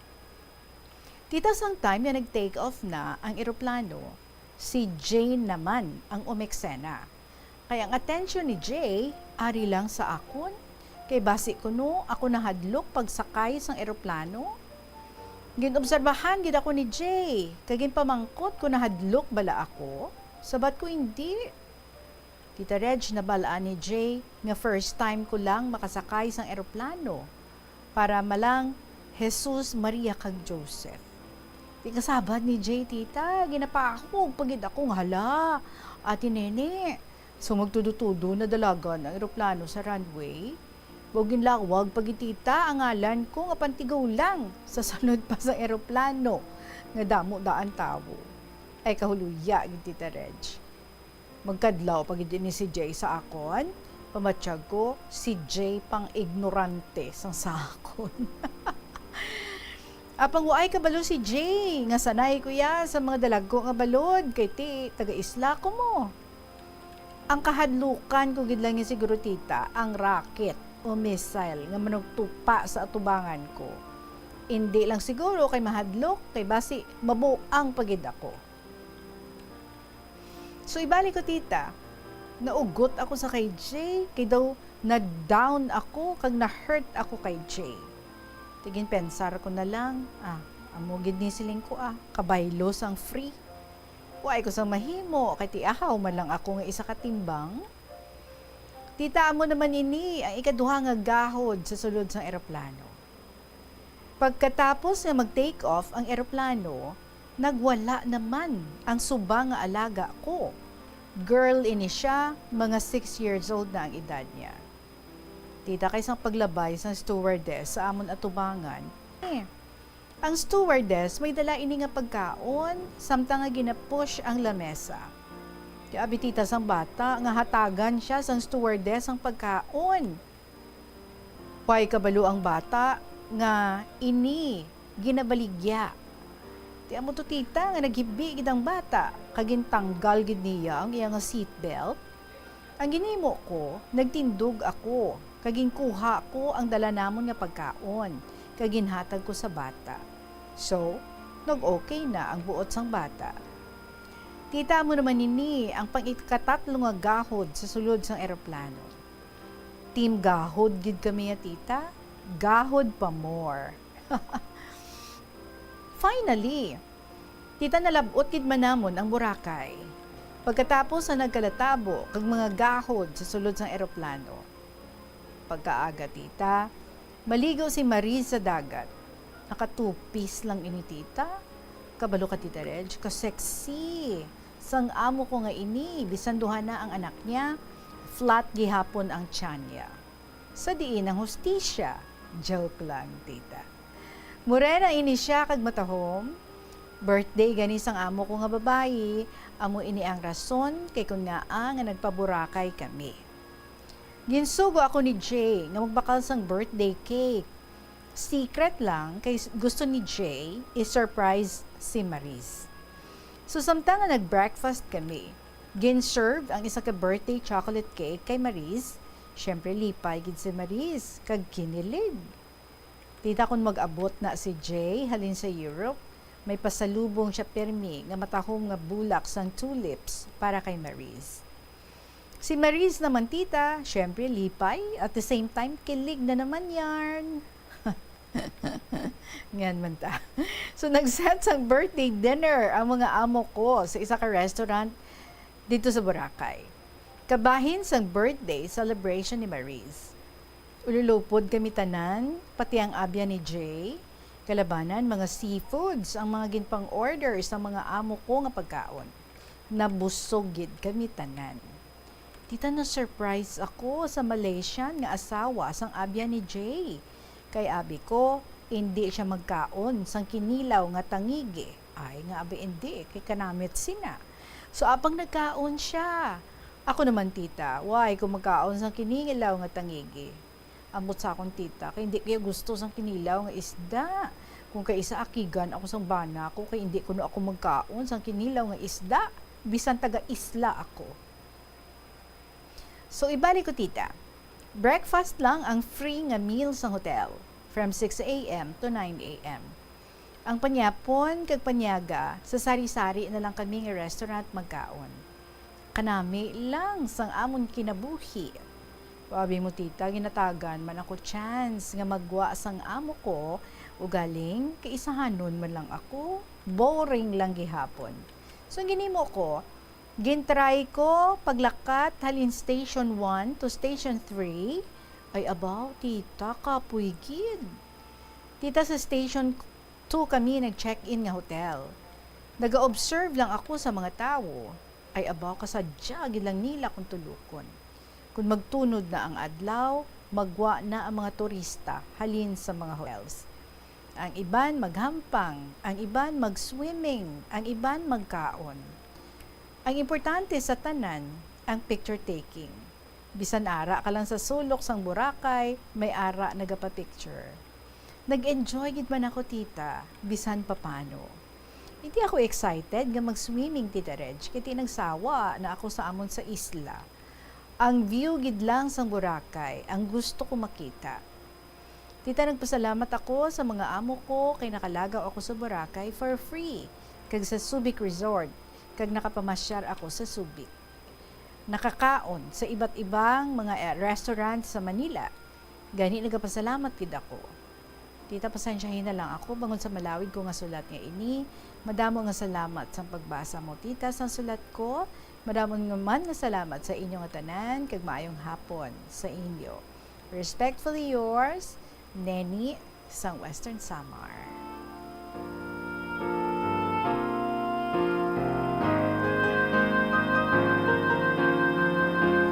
Mayulan ni nakapaburakay. Naka-enjoy. Saan naman tayo ay makabalik sa Boracay. It's been a long time. But anyway, wala akong look forward ang pila ka oras, no? Nga pagbiyahe, ito mga 6 hours, gid. Ay ambot, agasalakit ang imo nga puwet. But anyway, it's all worth it man, no? Kung kaabot ka na dito sa lugar. Although curious man ako subong. Nga makita naman liwat, kumusta na ang Boracay. From the last time that I was there, siguro damo na gid nga mga developments. Sige lang, Neni, no? Sa Western Samar, bisan pa paano, bisan medyo nga ginakulit-kulit ka to ni Jay, at least nakalabot ikaw sa Boracay, nakasakay ikaw sa eroplano, nakalagaw-lagaw ka to, nakapa-picture taking ka sa kundi-indiin nga hilit-hilit sang Boracay, kag nag-enjoy ka man. O diba? And also, working for them also brought you dito sa mga nagkalain-lain ng mga lugar sa Metro Manila, sa mga nagkalain-lain ng mga restaurants, and also dito sa Subic, kag sa Subic Resort, you said. So, kadamo man, no? Kadamo man sang imo nga manapang lagawan. Thanks sa imo nga mga amo. And more stories to be shared, there is sa KLP. Thank you so much, gid sa imo, Neni, sa Western Samar, for sharing with us your story. 45 minutes after 2 o'clock, magapanumbalik ang KLP pagkatapos lang sa pila ka mga importante ng mga pahibalo. Yari ang masunod ng mga energy safety tips agud maging safe ang tanan. Sa tion sang Bagyo, kung may anunsyo na nga storm warning, mag-charge na sa mga cellphone, emergency light, kagiban pa nga mga device, bangod mahimo nga madula ang kuryente. Likawan ang paggamit sa mga appliances kung may bagyo. Sa pagpamati sang balita, mas maayo nga magamit sang battery nga radyo. Kung ginalauman ang pagbaha sa inyong lugar, mas maayo nga i-off gilayon ang main switch kag circuit breaker agud malikawan ang disgrasya kag pagkaguba sini. Magtipid sa paggamit sang kuryente, pinaagi sa mga masunod. Maggamit sang mga energy efficient nga bumbilya, kaangay sang compact fluorescent bulbs ukon LED lights. Imbis nga incandescent bulbs, patsyo ng mga suga nga wala ginagamit. Ting pagpamlansya sang balay, agud malimitahan ang paggamit sa electric fan kag suga. Ang pinakadumaan na nga international business organization sa Pilipinas, amo ang Iloilo International Chamber of Commerce nga gintukod sang Ilonggo nga si Don Esteban de la Rama sadtong 1924. Si De La Rama nagserbi nga general sang panahon sang Philippine Revolution kag nangin senador sang pungsod halin sang 1941 tubtob 1947. Sang 1923, gintukod ni De La Rama ang Panay Electric Company. Magluwas sa interes sa industriya sang kalamay kag kuryente, gintukod man sang ila kompanya ang De La Rama Steamship Company Incorporated sa Iloilo nga mo ang nagbiyahe sa Iloilo kag Negros. Ang duwa sini ka barko nga Don Esteban kag Don Isidro ang ginpasad pa sang Frederick Krupp Germania Shipyard sa Kiel sadtong 1939 kag gingamit bilang troop transport para sa US Armed Forces sa Pacific Theater sang World War II. Masami bala nga nagabiring ang imo tiil? Suno kay Dr. John Hubert Pua, isa ka orthopedic surgeon, masami nga mabatyagan ang cramps sa idalom nga parte sang lawas. Apang mas delikado kung masami mo ini mabatyagan sa ibabaw nga parte sang imo lawas, kaangay sang kamot, bangod posible ini nga palatandaan sang mas malala nga balatian, kaangay sang sakit sa tagipusoon, diabetes, kag hypothyroidism. Nagpanugyan ang doktor nga ang pinaka-epektibo nga solusyon sa cramps amo ang stretching exercise tubtub madula ang pagbiring. Nagasala ka bala sa imo nga tulunan kag daw hindi ka makahibalo kung ano ang imo nga unahon? Kung magtuon ikaw, siguraduhang anay nga nakakaon ikaw sang maayo, agud nga maka-function ang imo nga utok. Kung gusto mo ang snacks, siguraduhan man nga napreparar na ini antes pa man ang imo study time. Bangod basi, mawili ikaw sa pagkuti sang imo nga pagkaon kag ma-distract ikaw sa imo nga tulunan. Siguraduhan man nga tapos na ang imo nga olobrahon sa sulod sang balay para nga makalikaw sa interruption kag para sigurado naman nga maka-relax ikaw kung matapos mo na ang pag-review. Ini nga pahanumdom ang ginadulong sa imo sang the #1 and most trusted radio network in the country, Bombo Radio Philippines. Basta Radio! Bombo! Gabulig sa paglikaw sa nanuhay tuay nga balatian ang simple nga pagkaon sang citrus fruits kaangay sang pomelo nga puno sang powerful immune boosting antioxidant. Ang pomelo ang puno man sang lycopene, isa ka anti-inflammatory, anti-aging antioxidant nga nagapanami sang supat. Ang duga naman sang panit kag dahon sang pomelo ang natukiban nga makapatay sang cancer cells kag nagapalikaw sa paglapta sini sandig sa test tube studies. Kaunta sang La Paz Batchoy. Ang Iloilo ang kilala bilang home of La Paz Batchoy. Mahimo kagid nga maglibot sa Iloilo, mag-food trip, kag ikaw mismo ang maghusgar kung ano ka namit ang La Paz Batchoy. Pwede mo gid ma-enjoy ang La Paz Batchoy nga may pandesal kag puto. Butangi man sang gamay nga paminta kag patis ang sabaw. I-mix sang maayo. Kag enjoy. Kung kulang pa kag wala pa nabusog, pwede gid nga magpadugang sang sabaw. Sa kasakuon sa mga ginikanan subong, tumalagsahon na lang kamo nagaupod bisan magkaon. Apang bisan anuman kun tani nga kasakuon sang miyembro sang pamilya, hatagi gid sang oras nga kamo makaupdanay sa kalanan o kun makalagaw kun wala sang trabaho. Kung nagaplano sa aktibidad agod nga maka-enjoy upod ang imong nga pamilya, tandaan nga ang focus nyo amo ang pag-spend sang inyo oras nga updanay kag wala dapat sang iban nga mga bagay nga ginapaminsar kaangay sang trabaho o kun homework. Pila ng imo edad? May savings ka na bala? Ang iban sa ato nagakabudlayan magkinot o kung mag-save sang kwarta. Apang paano bala iniumpisahan? I-separate ang wants kag needs. 29 sa hapon, pwede pa para sa isa ka letter. So here's one from Lolo Abraham, Dear Inday Regine.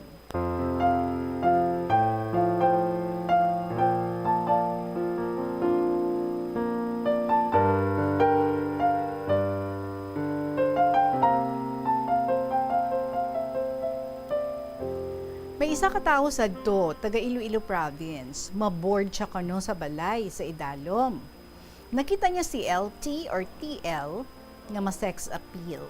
Na-crush siya. Isa ka adlaw ang tao ara sa kalsada, si TL ara sa balkon. May dala ang tao bayabas. Ginahaboy niya kay TL, kag ginasalo man ini. Kung kaisa, luto niya ang kapayas nga luto. Isa ka adlaw, mga alas 12 sang udto. Nagapanyaga kami sang akon amay, kag naglakat ako pakadto sa kusina, dala ko ang malapad nga plastic nga pinggan. Nagtan-aw ako sa idalom, ang sudan ko bukaw-bukaw. May duha ka tawo nga nagapungko sa unang halintang sang hagdanan. Nakita ko nga ginahikap niya ang hita ni TL. Timing gid, nakabalikid si TL pero nakaisol na ako so wala niya ako makita. Sa laktod, sang hapon, gintawag niya ako. Hambal niya, kadto ka diri. Hambal ko, sakit ulo ko. December 25 ato, in the Regine, tani gid, masadya ako kung nagkadto ako sa pihap. Abi mo 5 ka bulan ang ako nga pag-antos, kay wala na niya ako ginasapak. And then one day I went to Manila, balan ko no, nga mientras tanto hindi ko siya ang utod kabayaw ko nga lalaki. Tiara man ang best friend, kautod ko nga babae. Mapauli na siya sa Nova